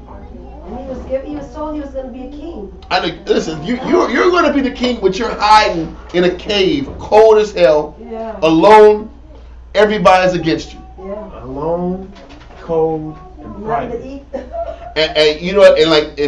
If I don't make the right next step, I'm dead. I could have died with these Philistines. They could have got me. I was lucky enough to get out of that, but I'm out of solutions. Yes, sir? I said that's like we talked about before. That's one of those check moments, self-check moments. Like you look around, you're just like you're down at the bottom. You're at the bottom. You're rock bottom for doing the right thing. Yeah. And listen, you know damn well those psalms came at that time he's in the cave. Right? You know when the psalms were getting written was right there. Right? Yeah, you read this. And I have nothing. I'm alone. Psalms hit. There's no help. All I got is the Most High. All I have is the Most High right now. Everybody is against me. The whole world's against me. And the Most High sent him just enough help. He sent his family came up there to look after him, and the Israelites who had beef with Saul said, "Man, we're gonna ride with you, man. You know that was a shot in the arm, man. That was right. The Most High still here with me. I got a little help. I can get through this." I couldn't even imagine, man. Like you talking about translating that to today. Let's say some shit go down the next year. Yeah. And you're a one man. Nowhere to go. We like hiding out underneath a bridge on the interstate somewhere. Can you imagine if Esau says we're public enemy number one? Yeah. That's what I'm saying. It's that simple. Yeah. Israelites are public. Israelites are a threat to national security. Yes. Run it. That's all that's got to happen. Yeah. That's all that's got to happen. You're on your own. We're on our own. Most wanted. And we better sit back here and come together and really learn how to have faith. Because that will happen. Not can, that will happen. And do we have enough faith in the Most High to trust He will provide for us, provide solutions? David didn't have no answers. He didn't know what he was doing. He was just going from one city to another city. He was just treading water and surviving. Listen, first of all, I wouldn't have went to them Philistines. Them dudes, I've killed these guys on the regular. They wrote songs. And they repeated the song that they heard as we was clowning them back. His fame carried, man. So they like, listen, ain't this David? Bring him to the king. This is a chance to get him out of here. You don't think he was scared? Should bring him to the king? What the hell? Why would I go here? Man, why did I do this? This is the wrong decision. That's what the guy I always mentioned was that psychological aspect of it. Like the impact of these situations truly on the person. It's the impact, and my point. I go back to decision making. What kind of outlook? What kind of trust did you have for the Most High when your back's against the wall? This is what made him who he was. All of those psalms that he was writing about death in his corner, but I'm not going to fear evil. Walk through the valley of the shadow of death, I will fear no evil. You're in a damn cave writing this, we can barely get through work-related issues. We be counseling about work, and an issue I had with somebody in a dispute at HEB. And I'm half wrong half the time. This guy is right, and is catching nothing but hell, and the whole world's against him. And his whole mindset was, I'm gonna do right because it's the right thing to do, and that's not good enough. It's just amazing. It's amazing that then, listen, the blessing came when he was rock bottom. You know he came when he was rock bottom. Wow. You're in a cave of Abdullah. You're relegated just to be in a cave. You're doing some naked and afraid shit. Right. That's it. All he had was that bread. Bread probably gone by this point. Bread's gone. Listen, don't forget, bread was gone to get to Gath. Right. They didn't give his bread back. Oh, right. That bread got you to Gath. That was a long journey. Ooh, that was just enough energy. Listen, don't forget that from Nob to Gath was a long walk. You just walking, but you ain't no horses, no gnats for you. There's no gnats. You walking path to path. How long was that? Like a couple days? It had to be. So you walk to Philistine territory, then you got to walk to the cave. You're starving, you're hungry, you're cold, you're afraid, you're out of options. And you go to Judah, and then your people sit back here and find out that you're there, and they come to sit back here and obviously feed you, pick up your spirits, and everybody that's against the king, they're going to ride with you. At least you got some help now. Because the next thing he's got to do is go to Moab and send his family to Moab so they don't get killed. That's what he has to do next. Listen, I got to get my family out of danger because now they're going to come to get you. And I'm sorry, No, you're good. No, you're fine. But I hate to keep bringing up current events, but is this hits different? it's so real because you got Brandon talking about hey, literally like a few days ago, talking about there's current legislation right now talking about, hey, letting y'all know that there's starvation coming. Yeah. Literally said that, online. They're like, hey, you're going to have to tighten your belts. Yeah. Meaning you're gonna lose some weight because the hunger's coming. Yeah. It's these kind of situations. This is beyond some oil price inflation. Right. Yeah, I can imagine that walk. When Scripture says the trial of a man is in his reasoning. Yeah. You can just. You know what? Your mind wants to go extreme. Yeah. Your mind wants to say, man, this is bullshit. I'm going to kill this guy right now. Or let's get these men that are with me to go sit back here and fight and kill the king. It ain't like David's already used to fighting small numbers and succeeding. He can say, man, okay, I'm a captain now of 400 men. Let me train them and overthrow the empire. That would be the solution that goes to a regular carnal man's mind. But now he got 400 men. Right. He got to sit back and keep running. Right. Wow. Right. I got 4. I can go ride the king and take this guy out and take the throne. Wow. That's what carnal men would think. Right.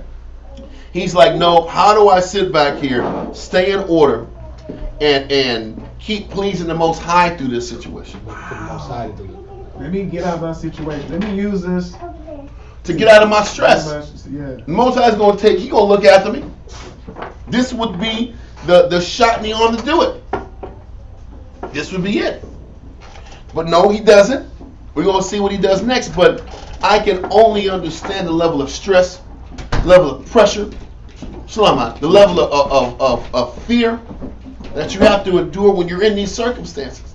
But he kept cleaving to the Heavenly Father regardless.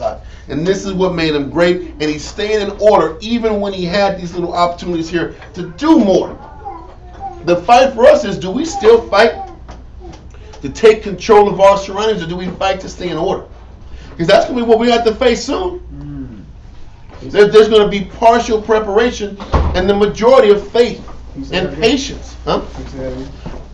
Well, I was going to take control of our surroundings. Yeah, that's what we want to do.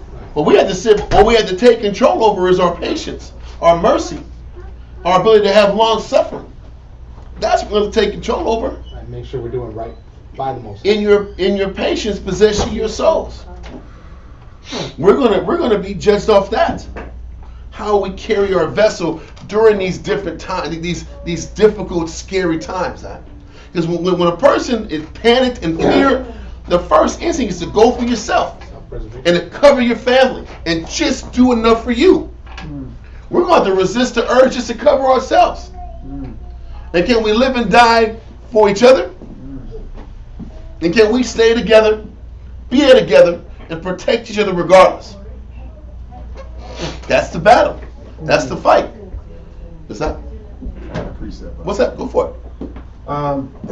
It was Tobit, chapter 12. It was verse 9 and 10. And it's in the mindset of spiritual sacrifice is self-preservation. Yep.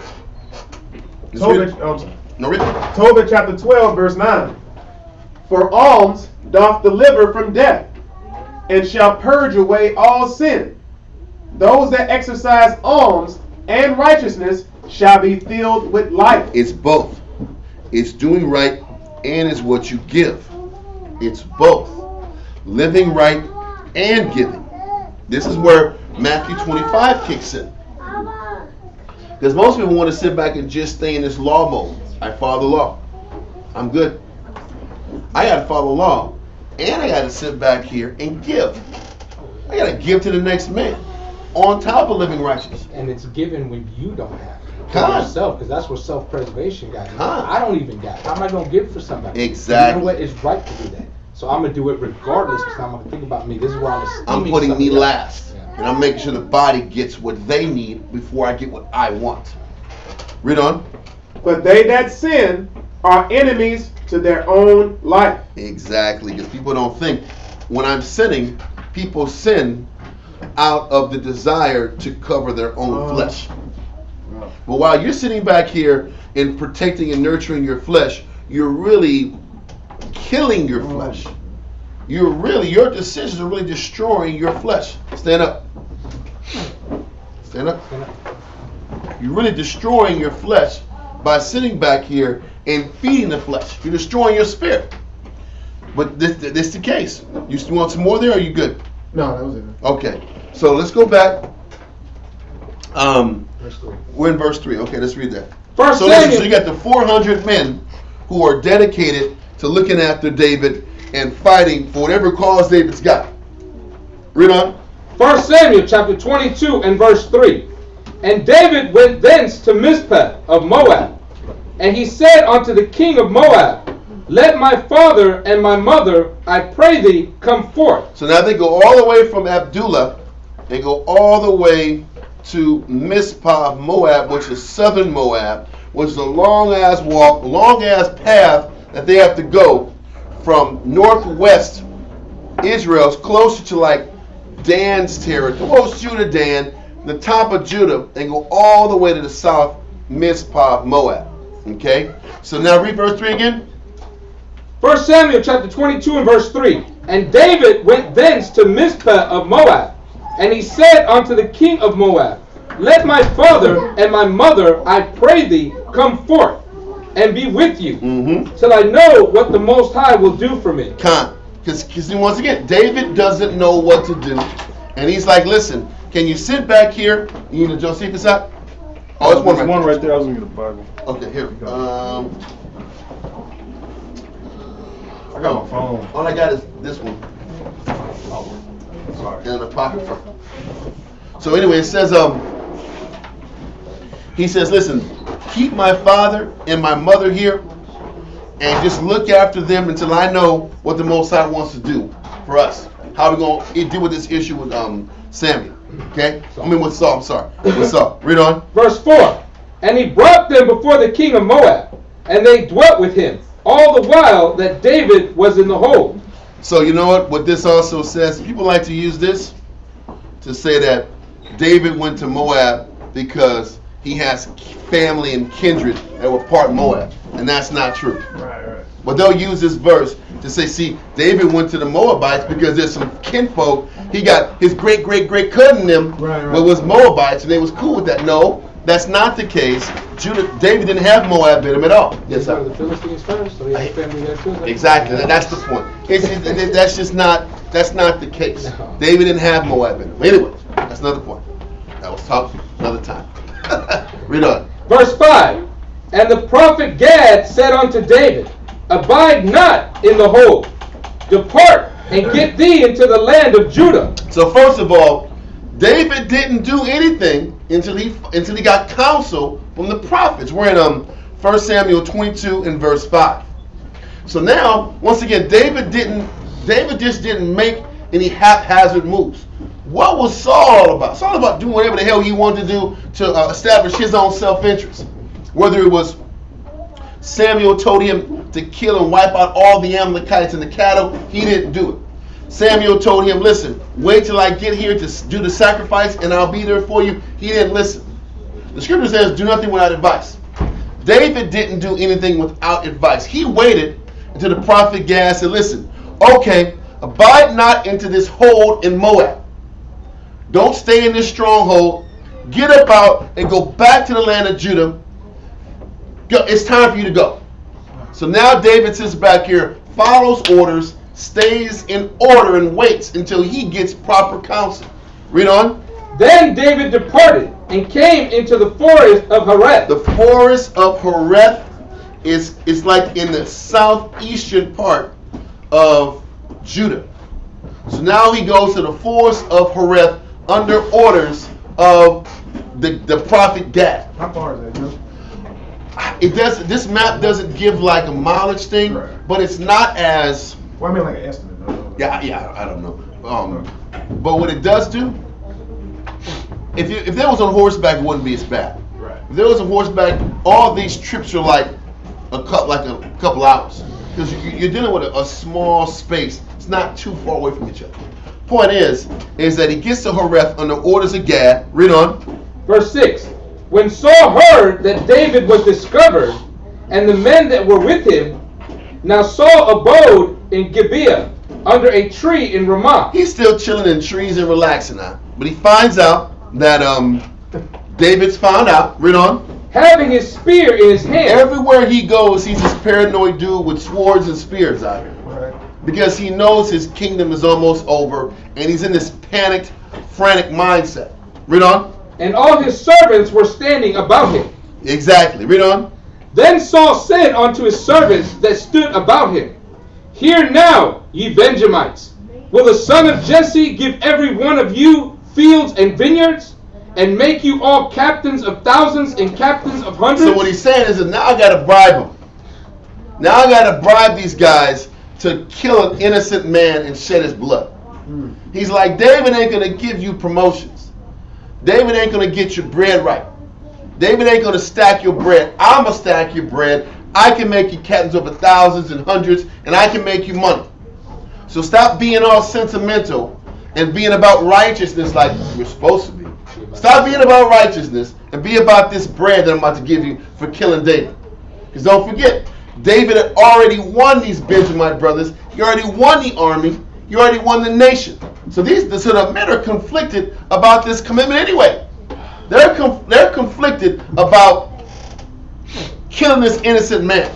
Right. David has to sit back and convince them, stop worrying about what David did or what he is. Do y'all want this money or not? Who wants this gold? Who wants this paper?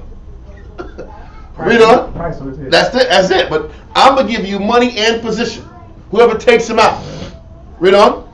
That all of you have conspired against me, and there is none that showeth me that my son had made a league with the son of Jesse, and there is none of you that is sorry for me. So once again, now he's sitting back here checking everybody. So you know what? Nobody's looking after me. I don't trust none of y'all.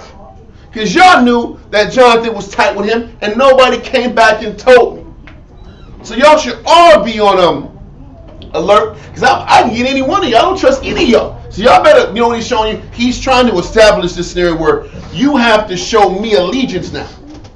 Since I don't trust you, I don't trust how you're operating, you're going to have to trust me and what I'm doing.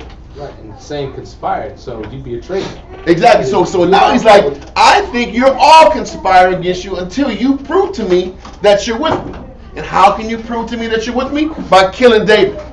Read on. It says, or show it unto me that my son had stirred up my servant against me, to lie in wait, as at this day. So once again, he says, none of you is sorry for me, or have shown me that my son has stirred up my servant against me, to lie in wait, as at this day. He's still making it about family over righteousness. Loyalty and honor to King Saul is more valuable and important than righteousness. If Saul really wanted some correct answers, all he had to do was bring a prophet up. I need a prophet to give me some answers, like David did. David did nothing until he got a prophet to tell him what to do next. This was how it was always supposed to be done. Okay. So all was that? Oh no, it was like, yeah. All Saul was caring about is I got to preserve my kingdom at all costs. I'm going to sting everybody in my court and every warrior I got to get you to stop being soft on David and to sit back here and start turning your outlook towards him. So it's either going to be, one way I can get you to fight David is to scare you, to make you think your life's on the line, or to bribe you with riches. This is what he's doing. I'm going to give you promotions, or I'm going to kill you because you're conspiring against me.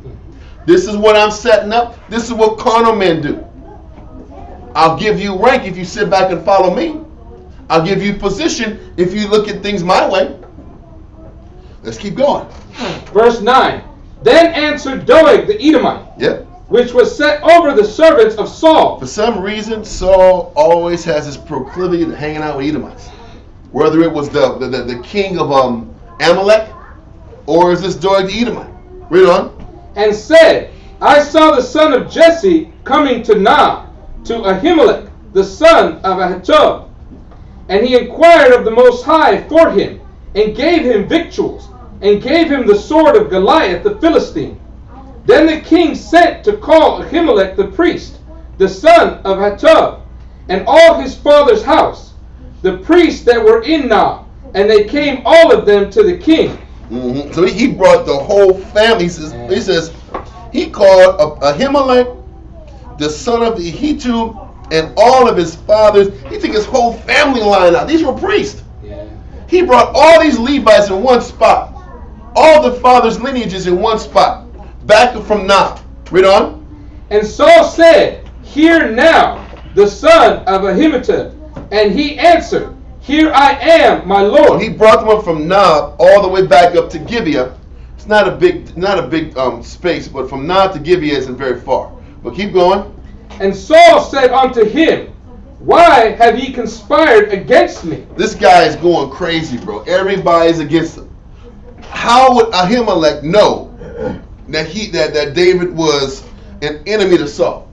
He didn't proclaim it amongst the whole nation yet. He's getting more irrational by the day. Read on. Thou and the son of Jesse, and that thou hast given him bread and a sword, and hast inquired of the Most High for him, that he should rise against me to lie in wait, as at this day. These are false accusations. He didn't inquire of the Most High that if he should rise up against him. Those are lies. He didn't do that. This is all in his head. Once again, he's projecting again. He's projecting as what he would do if he was in David's position. All David did was run. He got some food and sword, said nothing about anti-Saul, nothing. And he left. But in Saul's head, David's going on Ahimelech, getting his backing, getting counsel, getting food and victuals and preparations for this coup. Was that? Did he call the prophet Gad, or the prophet Gad came to him? He must have went to, but the prophet Gad is not the sons of Ahimelech. Right. It's different. Don't forget, the prophets stayed in Ramah. Okay. The prophets were in Ramah with Samuel. This is in Nob. Nob is below this land.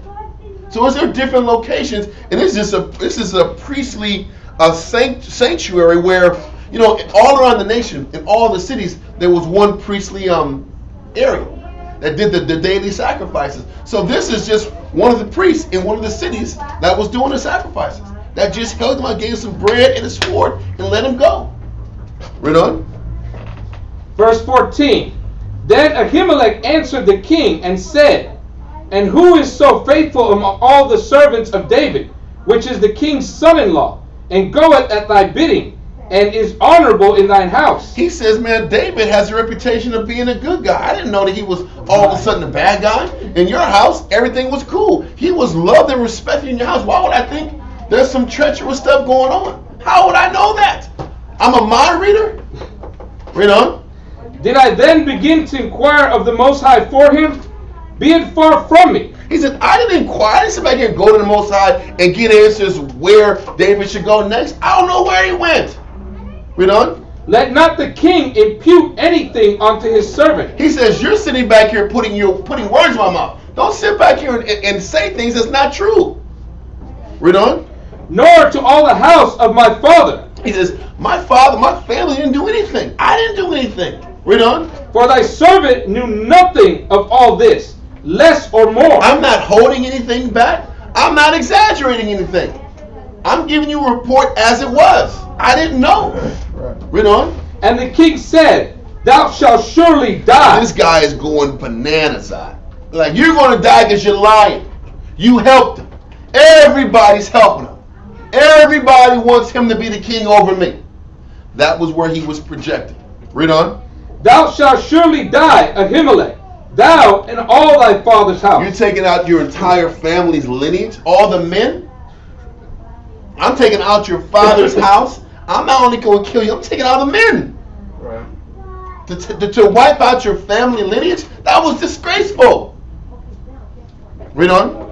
And the king said unto the footmen that stood about him, Turn and slay the priests of the Most High, because their hand also is with David, and because they knew when he fled and did not show it to me. How would they know? But he's on that, you know, he's on this paranoia. Right. Ahimelech knew, and they covered him, because all of Jonathan knew and hid it from me. Everybody in the court knew and hid it from me. Michal My daughter knew and hid it from me. Now he's in complete blown out paranoia. Everybody's hiding this relationship they have with David, and it's going against me. I can't trust nobody. And until somebody tells me what I want to hear, I'm killing everybody I see. Because everybody's out to get me. Everybody's out to conspire to help David take me over. Read on. But the servants of the king would not put forth their hand to fall upon the priests of the Most High. Because they knew this guy didn't do anything. They said, I'm not killing this guy having blood on my hand. I'm not going to sit back and kill an innocent man in his whole lineage because you're pissed. Because they know they weren't conspiring with David against them either. He just checked them earlier. In verse 8, he told the servants that they were conspiring against him with David. Now he's saying Ahimelech is conspiring with David against me. So you're like, man, I didn't conspire, and neither did this guy. Read on. And the king said to Doeg, turn thou and fall upon the priest. So he went to old Edomite that wants some position, that wants to come from being a shepherd to go get some rank and position. Exactly. Read on. And Doeg the Edomite turned, and he fell upon the priest, and slew on that day 75 persons that did wear a linen ephod. 80. That's 85 people that this Edomite killed. He wiped out an entire generation, an entire Levitical family. He took out an entire Levitical family for this crazy guy. Read on.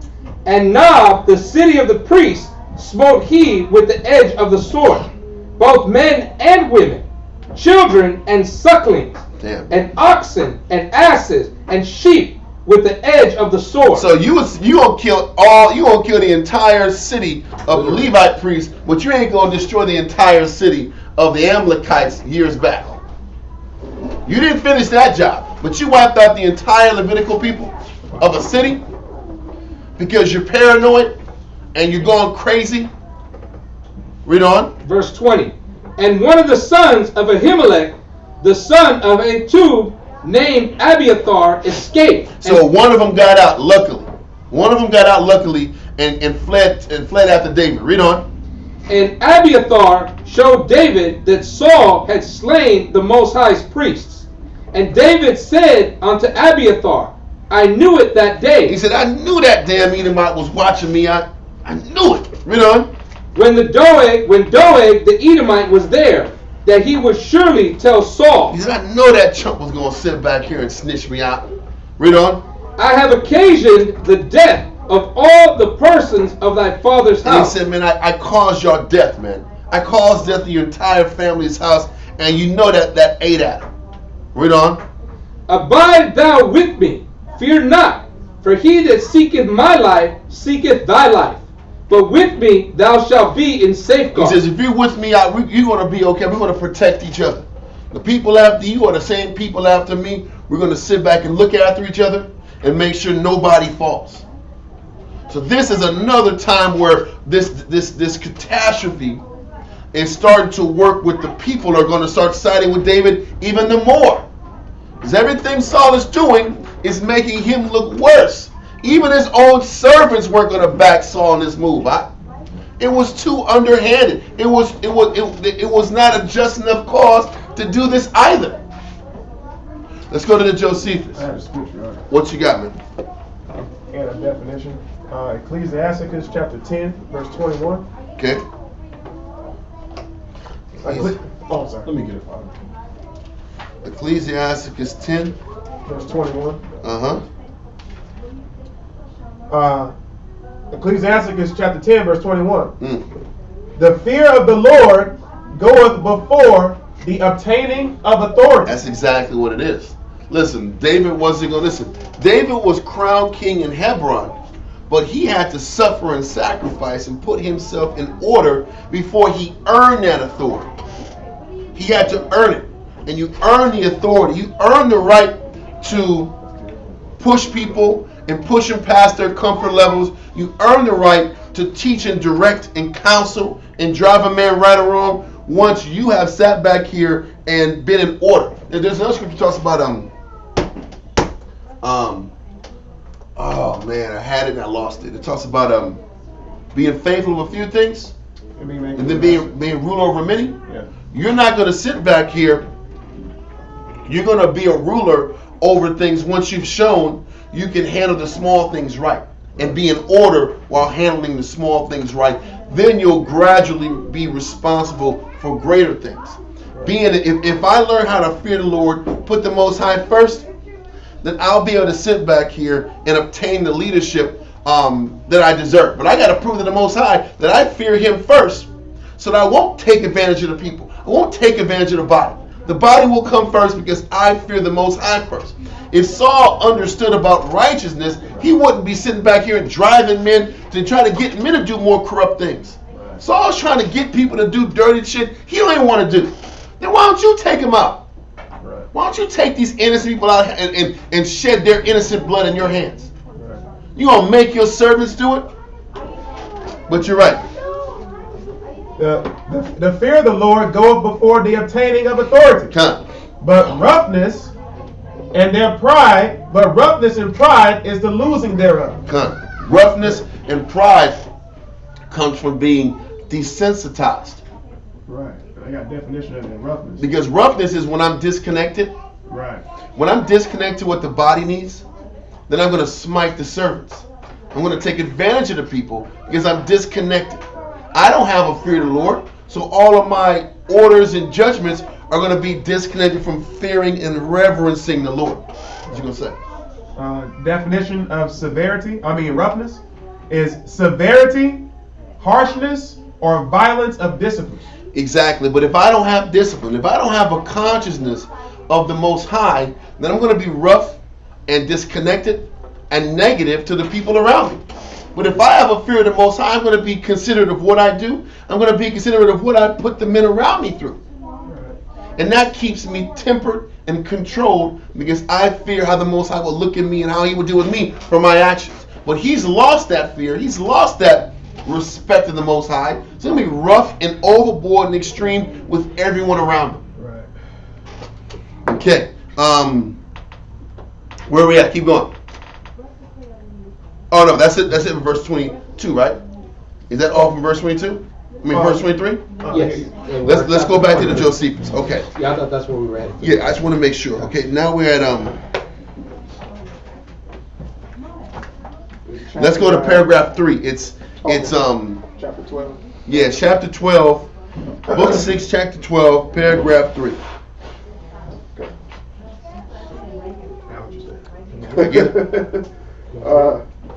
Book 12. Antiquities of the Jews, book 6, chapter 12, paragraph 3, verse 247. So when David had escaped in this manner out of Gath, he came to the tribe of Judah and abode in a cave by the city of Adullam. Like I said, he was in a cave, he was broken down. Read on. Then it was that he sent to his brethren and informed them where he was, who then came to him with all their kindred, and as many others as were either in want or in fear of King Saul, came and made a body together, God, and told him they were ready to obey his orders. There were in all about 400. Whereupon he took courage. Now such a force and assistance was come to him. So he removed thence and came to the king of the Moabites, and desired him to entertain his parents in his country, while the issue of his affairs were in such an uncertain condition. The king granted him this favor, and paid great respect to David's parents all the time they were with him. God. As for him, upon the prophets commanding him to leave the desert, like we said earlier, he didn't do anything without advice and counsel. He followed counsel to the end. Read on. And to go into the portion of the tribe of Judah, and abide there, be complied therewith, and coming to the city of Hareth, which was in that tribe, he remained there. Now when Saul heard that David had been seen with the multitude about him, he fell into no small disturbance and trouble. So now he's like, he found out not only that he left, but he's running like 400 deep. And now the paranoia is getting even greater. Now he's like, oh my gosh, he's got a little minor army. He's really coming to kill me. This is where the extremeness starts to amplify, because he didn't really express about him knowing about the 400 in the scriptures. But now he's like, we got 400 guys out here on his end. It's a matter of time. He's coming right up here to Gibeah. I gotta get him now while his numbers are still small. And you know what? All he gotta do is bring his 400 up to Gibeah. He already got people that are in the temple or in my area that are pro him. Jonathan's pro him. They're gonna all turn against me and kill me. Read on. But as he knew that David was a bold and courageous man, he says, I know David's a dog. He'll make a bold ass when he's killing Goliath. He's taking out 200 Philistines. It's a matter of time he's going to come try to smoke me. Because that's what I would do. But the crazy thing is, it was completely opposite. David was in fear of his life and was trying to stay in order. But Saul's thinking that there's a coup coming at me, huh? He's coming to get me. Yes, sir. I got a precept for that. What's that? Ecclesiasticus chapter 3, verse 24. Okay. Rain. Yep, read that. Ecclesiasticus 3 and 24. For many are deceived by their own vain opinions. And he's deceived by his paranoia. He's deceived by how he's projecting the worst of a situation when it wasn't the case. It took him all the way towards the end for David to show him that I could have killed you, but I didn't kill you. Remember down the line where he takes a piece of his garment and waves it? To say, damn, this guy really didn't try to kill me this whole time. He's just been trying to stay away. But in Saul's paranoid mind, he's gathered up an army to get me. Read on. He suspected that somewhat extraordinary would appear from him, and that openly also, which would make him weep and put him into distress. So he called together to him his friends and his commanders and the tribe from which he was himself derived. So he's going to his tribe, Benjamin. Read on. To the hill where his palace was, and sitting upon a place called Aurora. His courtiers that were in dignities, and the guards of his body being with him, he spake thus to them: You that are men of my own tribe, I conclude that you remember the benefits that I have bestowed upon you, and that I have made some of you owners of land, and made commanders, and bestowed posts of honor upon you, and set some of you over the common people, and others over the soldiers. I ask you, therefore, whether you expect greater and more donations from the son of Jesse. Like, I've been looking after you this whole time. Do you think David's going to sit back here? Is what he's saying? What he's saying is he's trying to go at the fact that he thinks that they're conspiring against him too. Do you think that he's going to give you more being a Benjamite than me being a Benjamite? He's still going into that tribalism. He's like, you know, Judah damn well is going to sit back here and bring Judite help to get the kingdom done, and you're going to sit back here and he's not going to take care of y'all as good as I've treated y'all as Benjamites. That was the other half of the verse. He read before the verse finished. Mm-hmm. It was an evil suspicion have overthrown their judgment. Mm-hmm. That's so he's trying to appeal to these guards, their tribal loyalties. Right. He's like, when David comes in, he's bringing his guys in. You think you're gonna have these lands like you got now? Right. You think you're gonna be boss hogging and people at that time? You better look after me, because your lands and your money and your power depends on it. Right. This is where this angle is going. Read on. For I know that you are all inclinable to him. He says, I know you're all inclinable to how he rose. You like him, you smile, he's smiling at you, everything is cool. But when he gets into power, it's shoe program. You guys are getting bumped out. He's bringing Judites in here. Wow, man. That's what he's saying. Read on. Even my own son Jonathan himself is of that opinion, and persuade you to be of the same. And Jonathan's not even doing that. He says, Jonathan is telling y'all to side with David. I know it. Jonathan is persuading y'all to side with him. But he's not going to cover you. He ain't giving you the money I'm giving you. He's paranoid. He's drowning. Read on. For I am not acquainted with the oaths and the covenants that are between him and David. He says, I don't know about these secret pacts that David and Jonathan are establishing amongst each other.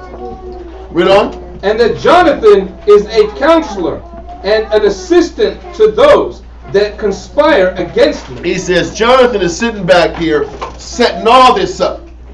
David already got 400 men in Judah. So now Jonathan's conspiring with y'all to take over Benjamin.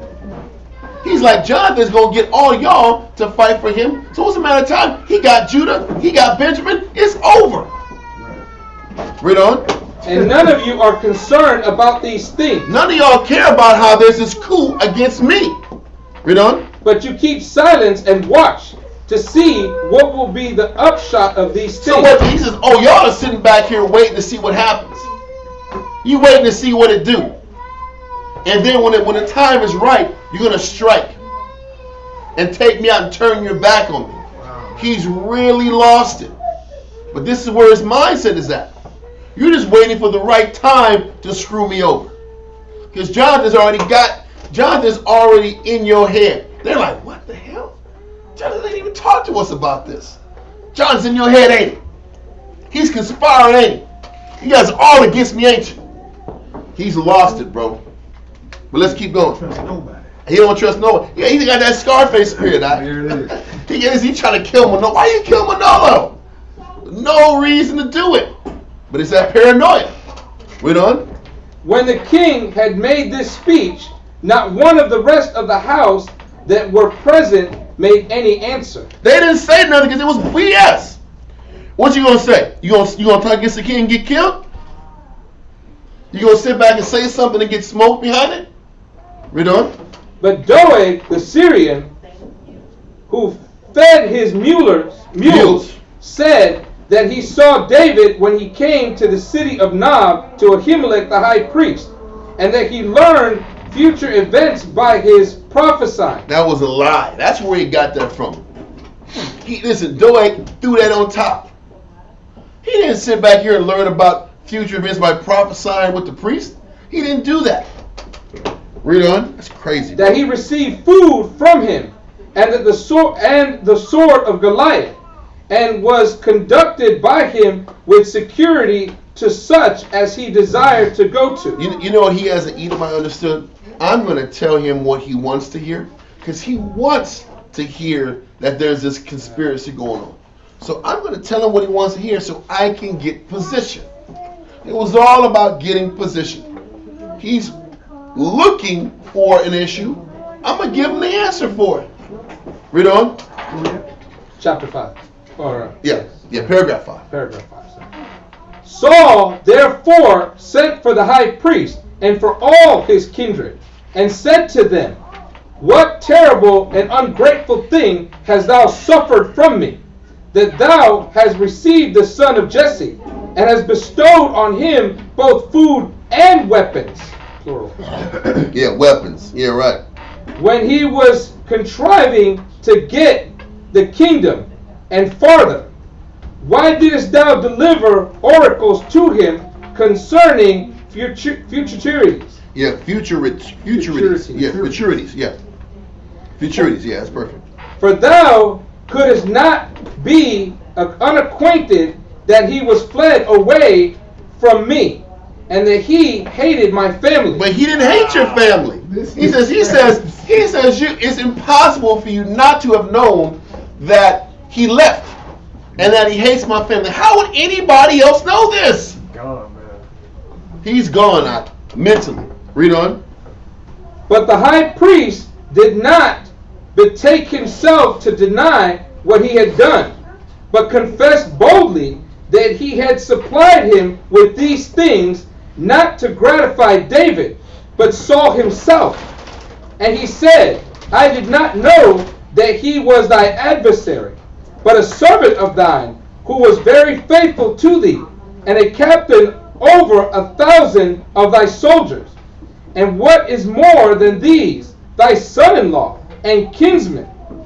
Men do not choose to confer such favors on their adversaries, but on those who are esteemed to bear the highest goodwill and respect to them. He's like, listen, why would I look at David as an adversary when he's your captain of 1,000? Right. And he's your son-in-law, and he's the one that plays the harp for you. Why would I even look at you like he's an adversary when he does all these things for your kingdom?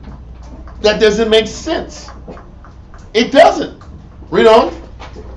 Nor is this the first time that I prophesied for him, but I have done it often and at other times, as well as now. And when he told me that he was sent by thee in great haste to do somewhat, if I had furnished him with it, was rather in contradiction to these than to him. Wait. Sorry about that. If I had furnished him with nothing that he desired. I'm going to start in. Yeah. And when he told me that he was sent by thee in great haste to do somewhat, if I had furnished him with nothing that he desired, I should have thought that it was rather in contradiction to thee than to him. Wherefore do not thou entertain any ill opinion of me, nor do thou have a suspicion of what I then thought an act of humanity, from what is now told thee of David's attempts against thee.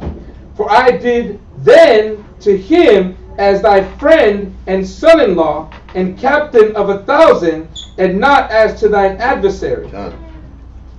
When the high priest had spoken thus, he did not persuade Saul. His fear was so prevalent that he could not give credit to an apology that was very just. So he commanded his armed men that stood about him to kill him. He said his fear was so heightened and prevalent that he wasn't going to give him an apology. He wasn't going to give him an apology. He couldn't credit his apology. Yeah. Huh? Right? Yeah, he couldn't give credit to an apology that was very just. Read on. And all his kindred, but as they durst not touch the high priest, but were more afraid to disobey the Most High than the king. And the king kept trying to make the relationships more about an allegiance to him than an allegiance to righteousness. We kept saying this earlier. He wanted to make it about making an allegiance to the king and not having an allegiance to the Most High and honor. Read on. He ordered Doeg the Syrian to kill them. Accordingly, he took to his assistance such wicked men as were like himself, and slew Ahimelech and all his family, who were in all 385. Now the scripture says 85, so we're going to stick with 85. Read on. Saul also sent to Nob, the city of the priests, and slew all that were there, without sparing either woman or child. So maybe the 385 came with the people of the entire city. Yes, read on. Or any other age, and burnt it.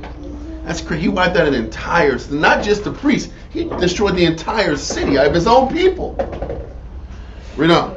Only there was one son of Ahimelech, whose name was Abiathar, who escaped. However, these things came to pass as the Most High had foretold to Eli the high priest, when he said that his posterity should be destroyed on account of the transgression of his two sons. Whoa. Oh, go back again. Verse 261. However, these things came to pass as the Most High had foretold to Eli the high priest, when he said that his posterity should be destroyed on account of the transgression of his two sons. This is talking about when in Samuel, in the beginning of 1 Samuel, when the sons of Eli were doing that wickedness. and they were doing the bribery and the treachery and the negative to the family line, and that, if I'm not mistaken, they were this group was, they weren't, Eli's family lineage wasn't the lineage, it was the Ithamar lineage. That's right, because Aaron had 4 sons originally. His first 2 sons were killed when the first burnt offering was established in the book of Leviticus, and because they were burning strange incense. So he wiped out the first 2 of them. So it was only Aaron's lineage and then Ithamar. It was Aaron and Ithamar. No, I'm sorry. Aaron was the son. Then you had Ithamar and Eleazar were the sons of Aaron, right? So Eleazar's lineage was supposed to be the high priest. Somehow, with all the back and forth and disorder amongst Israel during the time of Judges, by the time you got to Samuel, Ithamar's lineage was in control of doing the priesthood work under Eli. So Eli and his sons were the ones running the priesthood. The Most High told Samuel back in 1 Samuel that Eli's sons were going to be wiped out. And don't forget, all of Eli's family and sons weren't wiped out at the time, because as the 2 sons were being killed by the Philistines, remember, the wife still had a son. She was pregnant and she was having a child, and the mother died, but the son still survived. So the family lineage was still sustained through that child. So now we're here during the time of Samuel, and even though Samuel was doing wicked, this was a prophecy about that lineage of Abiathar still went through the line of Ithamar. Okay, and this prophecy was when the Most High told Samuel that this family line was going to get wiped out because of what the 2 sons did, and the fact that Eli didn't check them and didn't remove them from their office. Remember that in 1 Samuel early, like when first chapter 2, 3, and 4, when all this stuff was brewing up. This is the end result of this situation happening. That's good. That's good stuff. And the Most High sat back here and fulfilled the prophecy. I need to make sure I at least mark that off, because this is why Ahimelech and his family line damn near had to be wiped out.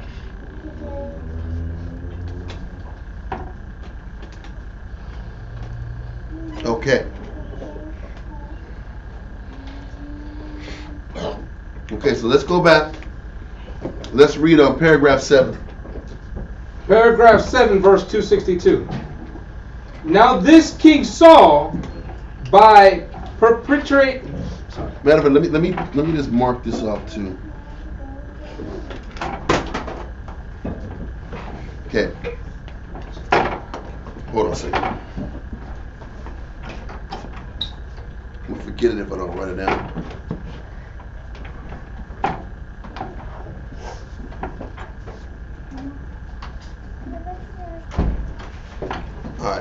All right, let's do it. Paragraph 7. Paragraph 7. Now this King Saul, by perpetrating such barbarous a crime and murdering the whole family of the high priestly dignity. So it was still a curse, but it was still wickedness for him to do so. Read on. By having no pity of the infants, nor reverence for the aged, and by overthrowing the city which the Most High had chosen for the property. So once again, this was still the Levites' holy city.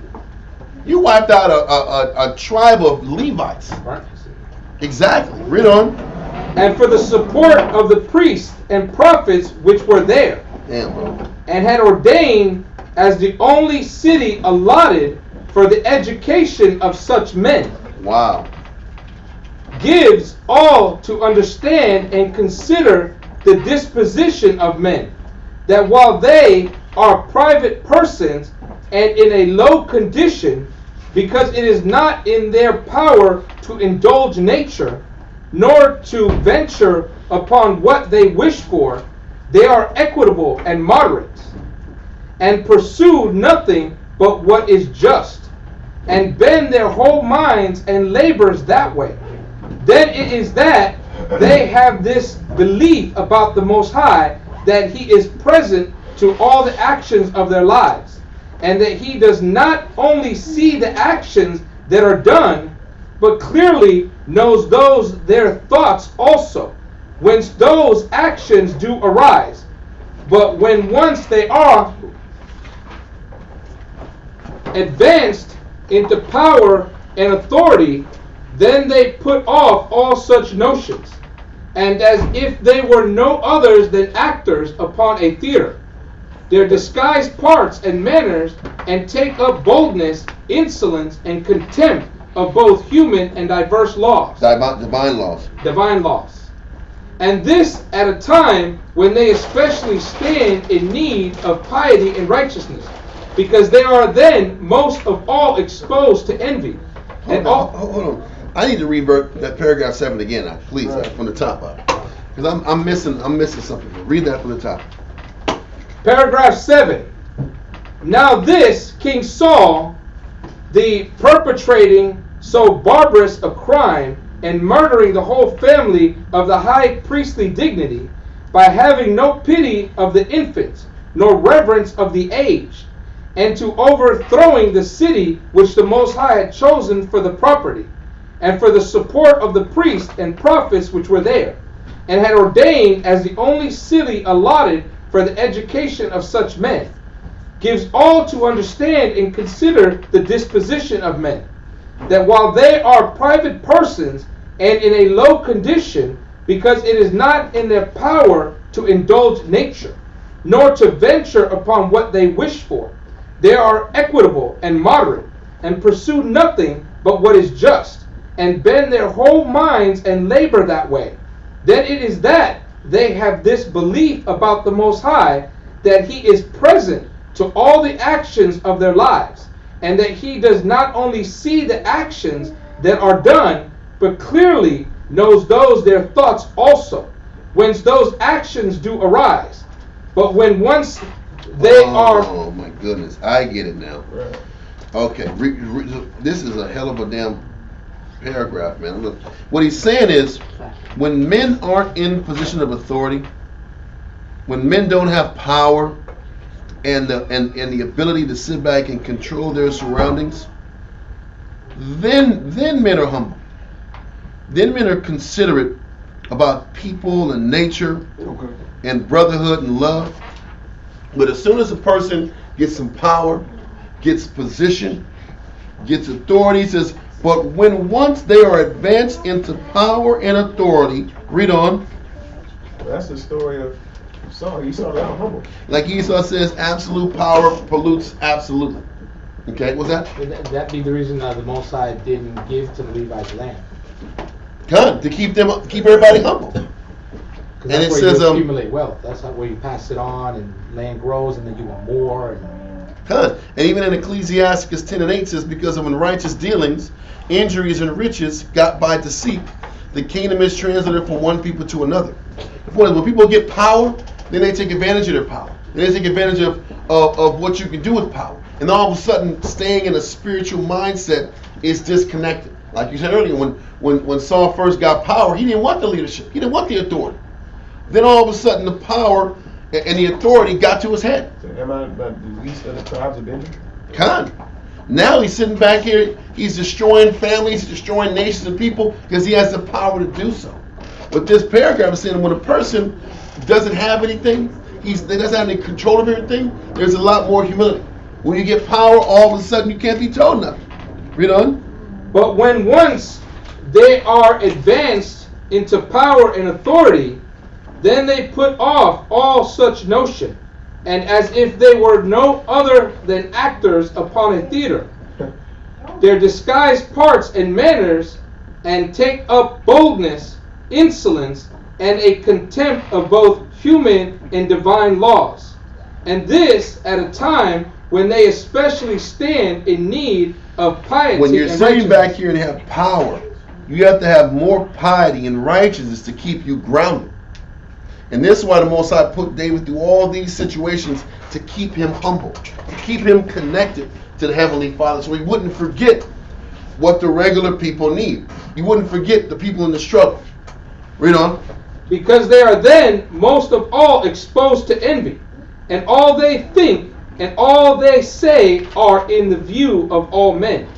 Then it is that they become so insolent in their actions, as though the Most High saw them no longer, or were afraid of them because of their power.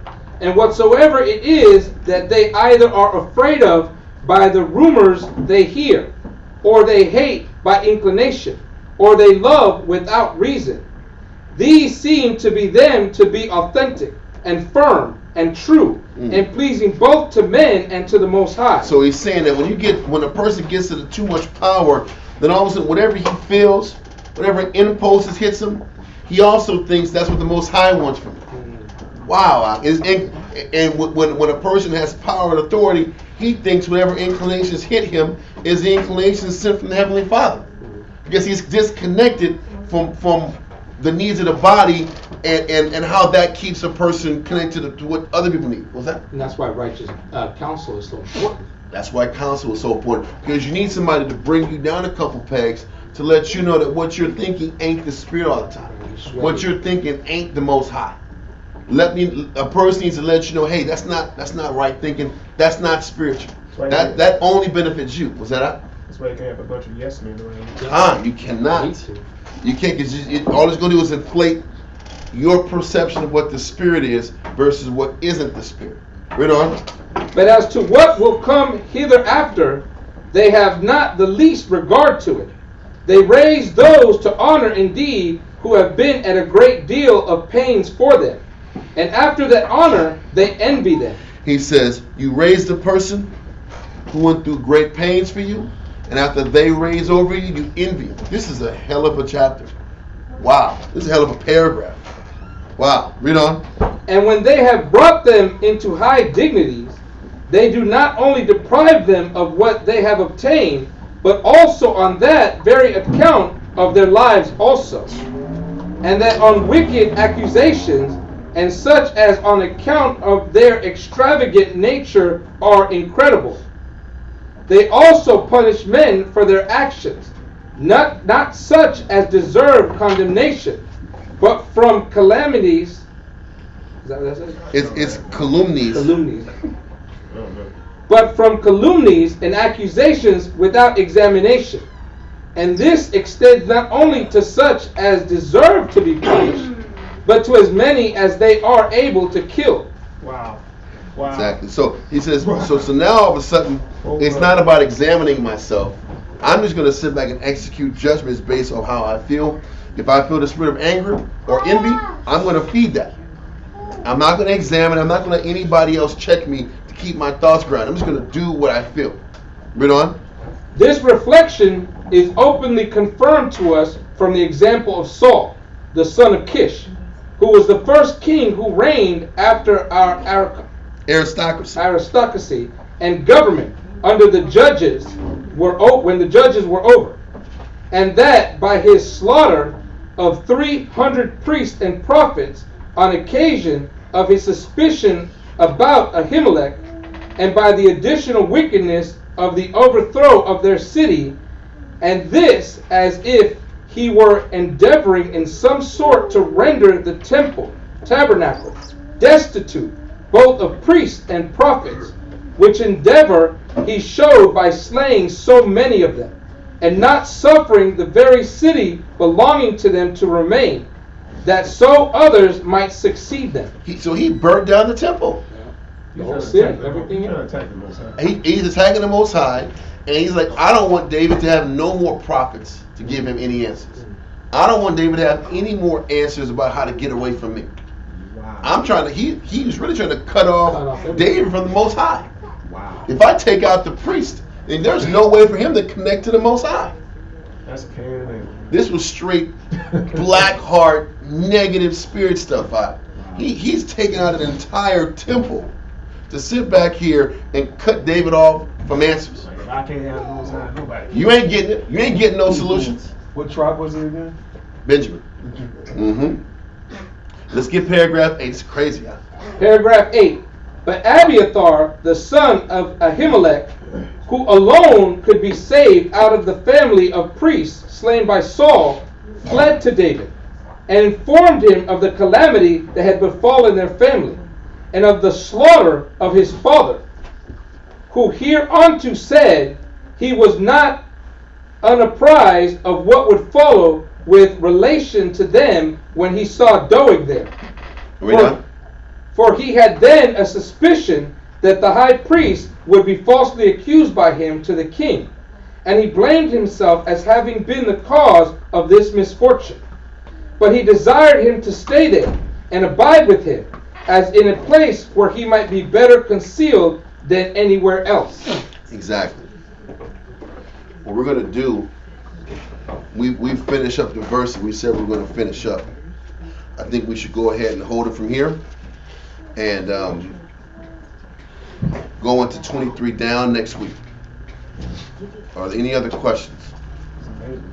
Yeah, this is a trip, man. This is really a trip how this is going down and how Saul destroyed the entire prophets, man. Yes, sir? He didn't want him to be following the Most High. He didn't want him attached to the Most High. He wants him attached to Edomites because the Edomites is set for the Most High. Well, yes, but what he wanted to do is he wanted to make sure that David stopped getting help.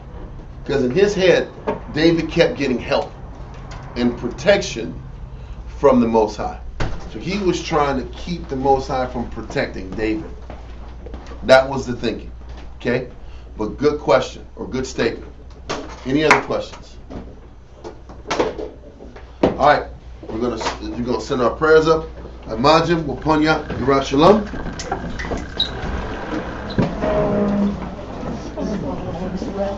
Wow.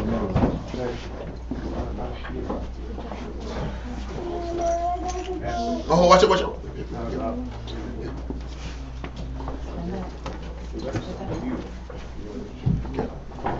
Yahweh.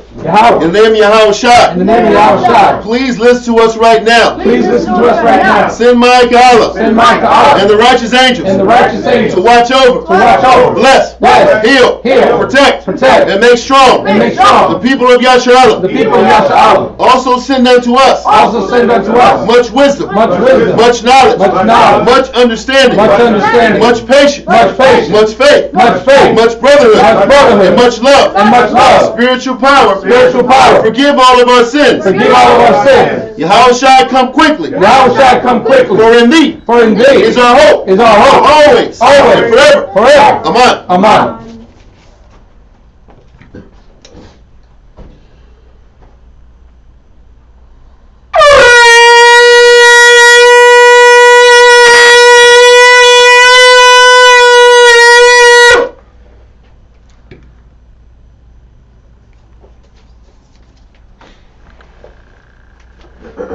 Barakatah Yahweh B'Hashem Yahshai. Barakatah Yahweh B'Hashem Yahshai. Hahawa Ab. Hahawa Ab. Nathanawa.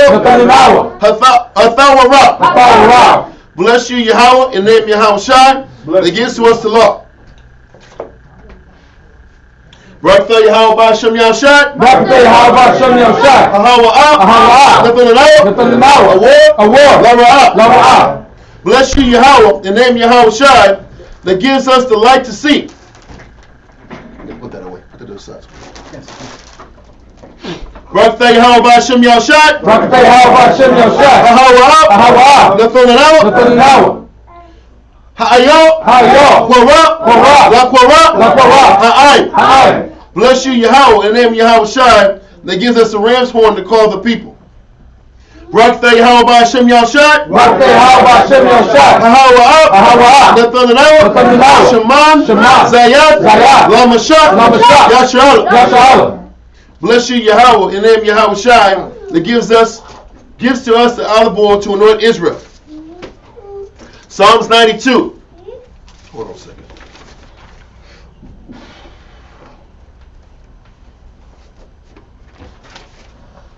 Psalms 92. It is a good thing to give thanks to the Lord. It is a good thing to give thanks unto the Lord. And to sing praise unto thy name. And to sing praise unto thy name. O Yahweh. To show forth thy loving kindness. To show forth thy loving kindness. In the morning. And thy faithfulness. Every night. Upon an instrument of 10 strings. And upon the psaltery. Upon the harp. With the sound of sound. For thou, Yahweh, hast made me glad through thy work. Has made me glad through thy work. I will triumph. In the works of thy hands. In thy works of thy hands. O Yahweh, how great are thy works. How great are thy works. And thy thoughts are very deep. And thy thoughts are very deep. A brutish man knoweth not. A brutish man knoweth not. Neither doth the fool understand this. Neither does the fool understand this. When the wicked spring is the grass. When the wicked spring is the grass. And when all the workers of iniquity do flourish. And when all the workers of iniquity do flourish. It is that they should be destroyed forever. It is that they shall be destroyed forever. But thou, Yahweh, art most high forevermore. Are most high forevermore. For lo, thy enemies. For lo, thy enemies. O Yahweh, for lo, thy enemies shall perish. For lo, thy enemies shall perish. All the workers of iniquity. All the workers of iniquity Shall be scattered. shall be scattered. But my horn shall thou exalt. But my heart shall thou exalt. Like the horn of a unicorn. Like the horn of a unicorn. I shall be anointed with fresh oil. I shall be anointed with fresh oil. Mine eye also shall see. My eye also shall see. My desire. My desire. On my enemies. On my enemies. And my ears shall hear. And my ears shall hear. My desire. My desire. Of the wicked that rise up against me. Of the wicked that rise up against me. The righteous shall flourish like the palm tree. The righteous shall flourish like the palm tree. He shall grow like a cedar in Lebanon. He shall grow like a cedar in Lebanon. Those that be planted in the house of the Lord. Those that be planted in the house of the Lord Shall flourish in the courts of our power. shall flourish in the courts of thy power. They shall still bring forth fruit in old age. They shall still bring forth fruit in old age. They shall be fat and flourishing. They shall be fat and flourishing. To show that the Lord is upright. To show that the Lord is upright. He is my rock. He is my rock. And there is no unrighteousness in him. There is no unrighteousness in him. By Shem Yahushua. By Shem Yahushua. Psalms 133. Shayor. Iowa. Ladawar. Hana. Ma. Tawar. Wama. Na'ayam. Shabbat. Akim. Gom. Yachad. Hashaman. Hatawar. Ayo. Hara'ash. Yarad. Ayo. Hasaquan. Aharan. Shayarad. Ayo. Haya. Manawath Yawa. Kator. Karamwan. Hayarad. Ayo. Haroya. Kazayawan. Haya. Shem. Hazawah. Yahweh. Habaraka. Hayayam. Al-Malam. By Shem Yahushua. Psalms 133.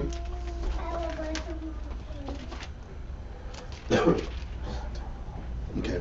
Behold, how good and how pleasant it is for brethren to dwell together in unity.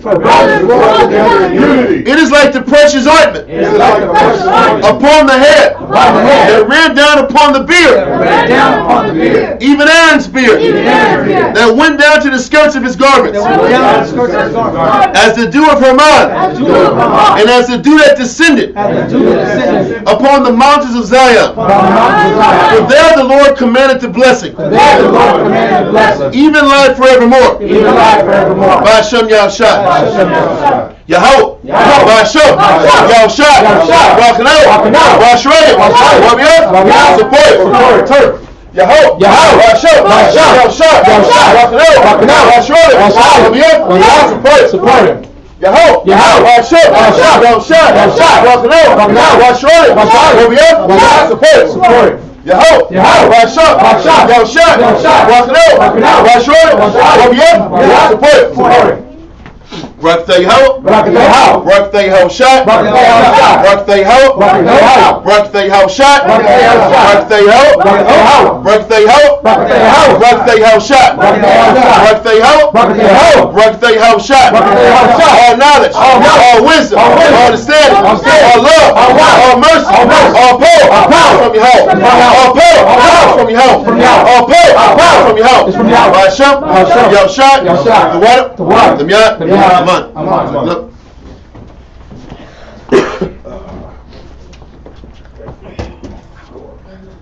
Get back up just a little bit so you don't hit the. Yeah. Got it. Saluting out in the heavenly orders. Yahweh, Why Shai, will call Yasharal, Min Israel, Imagine. Rock. Yahweh,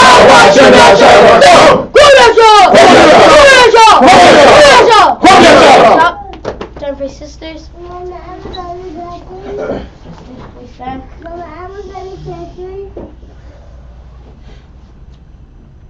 Saluting out. the daughters of Zion. Min Israel, imagine. Rock, Yahweh Shalom. Shalom. All right, y'all. Listen, thank you for tuning in. I'll see y'all on Monday. Peace and shalom. I gotta take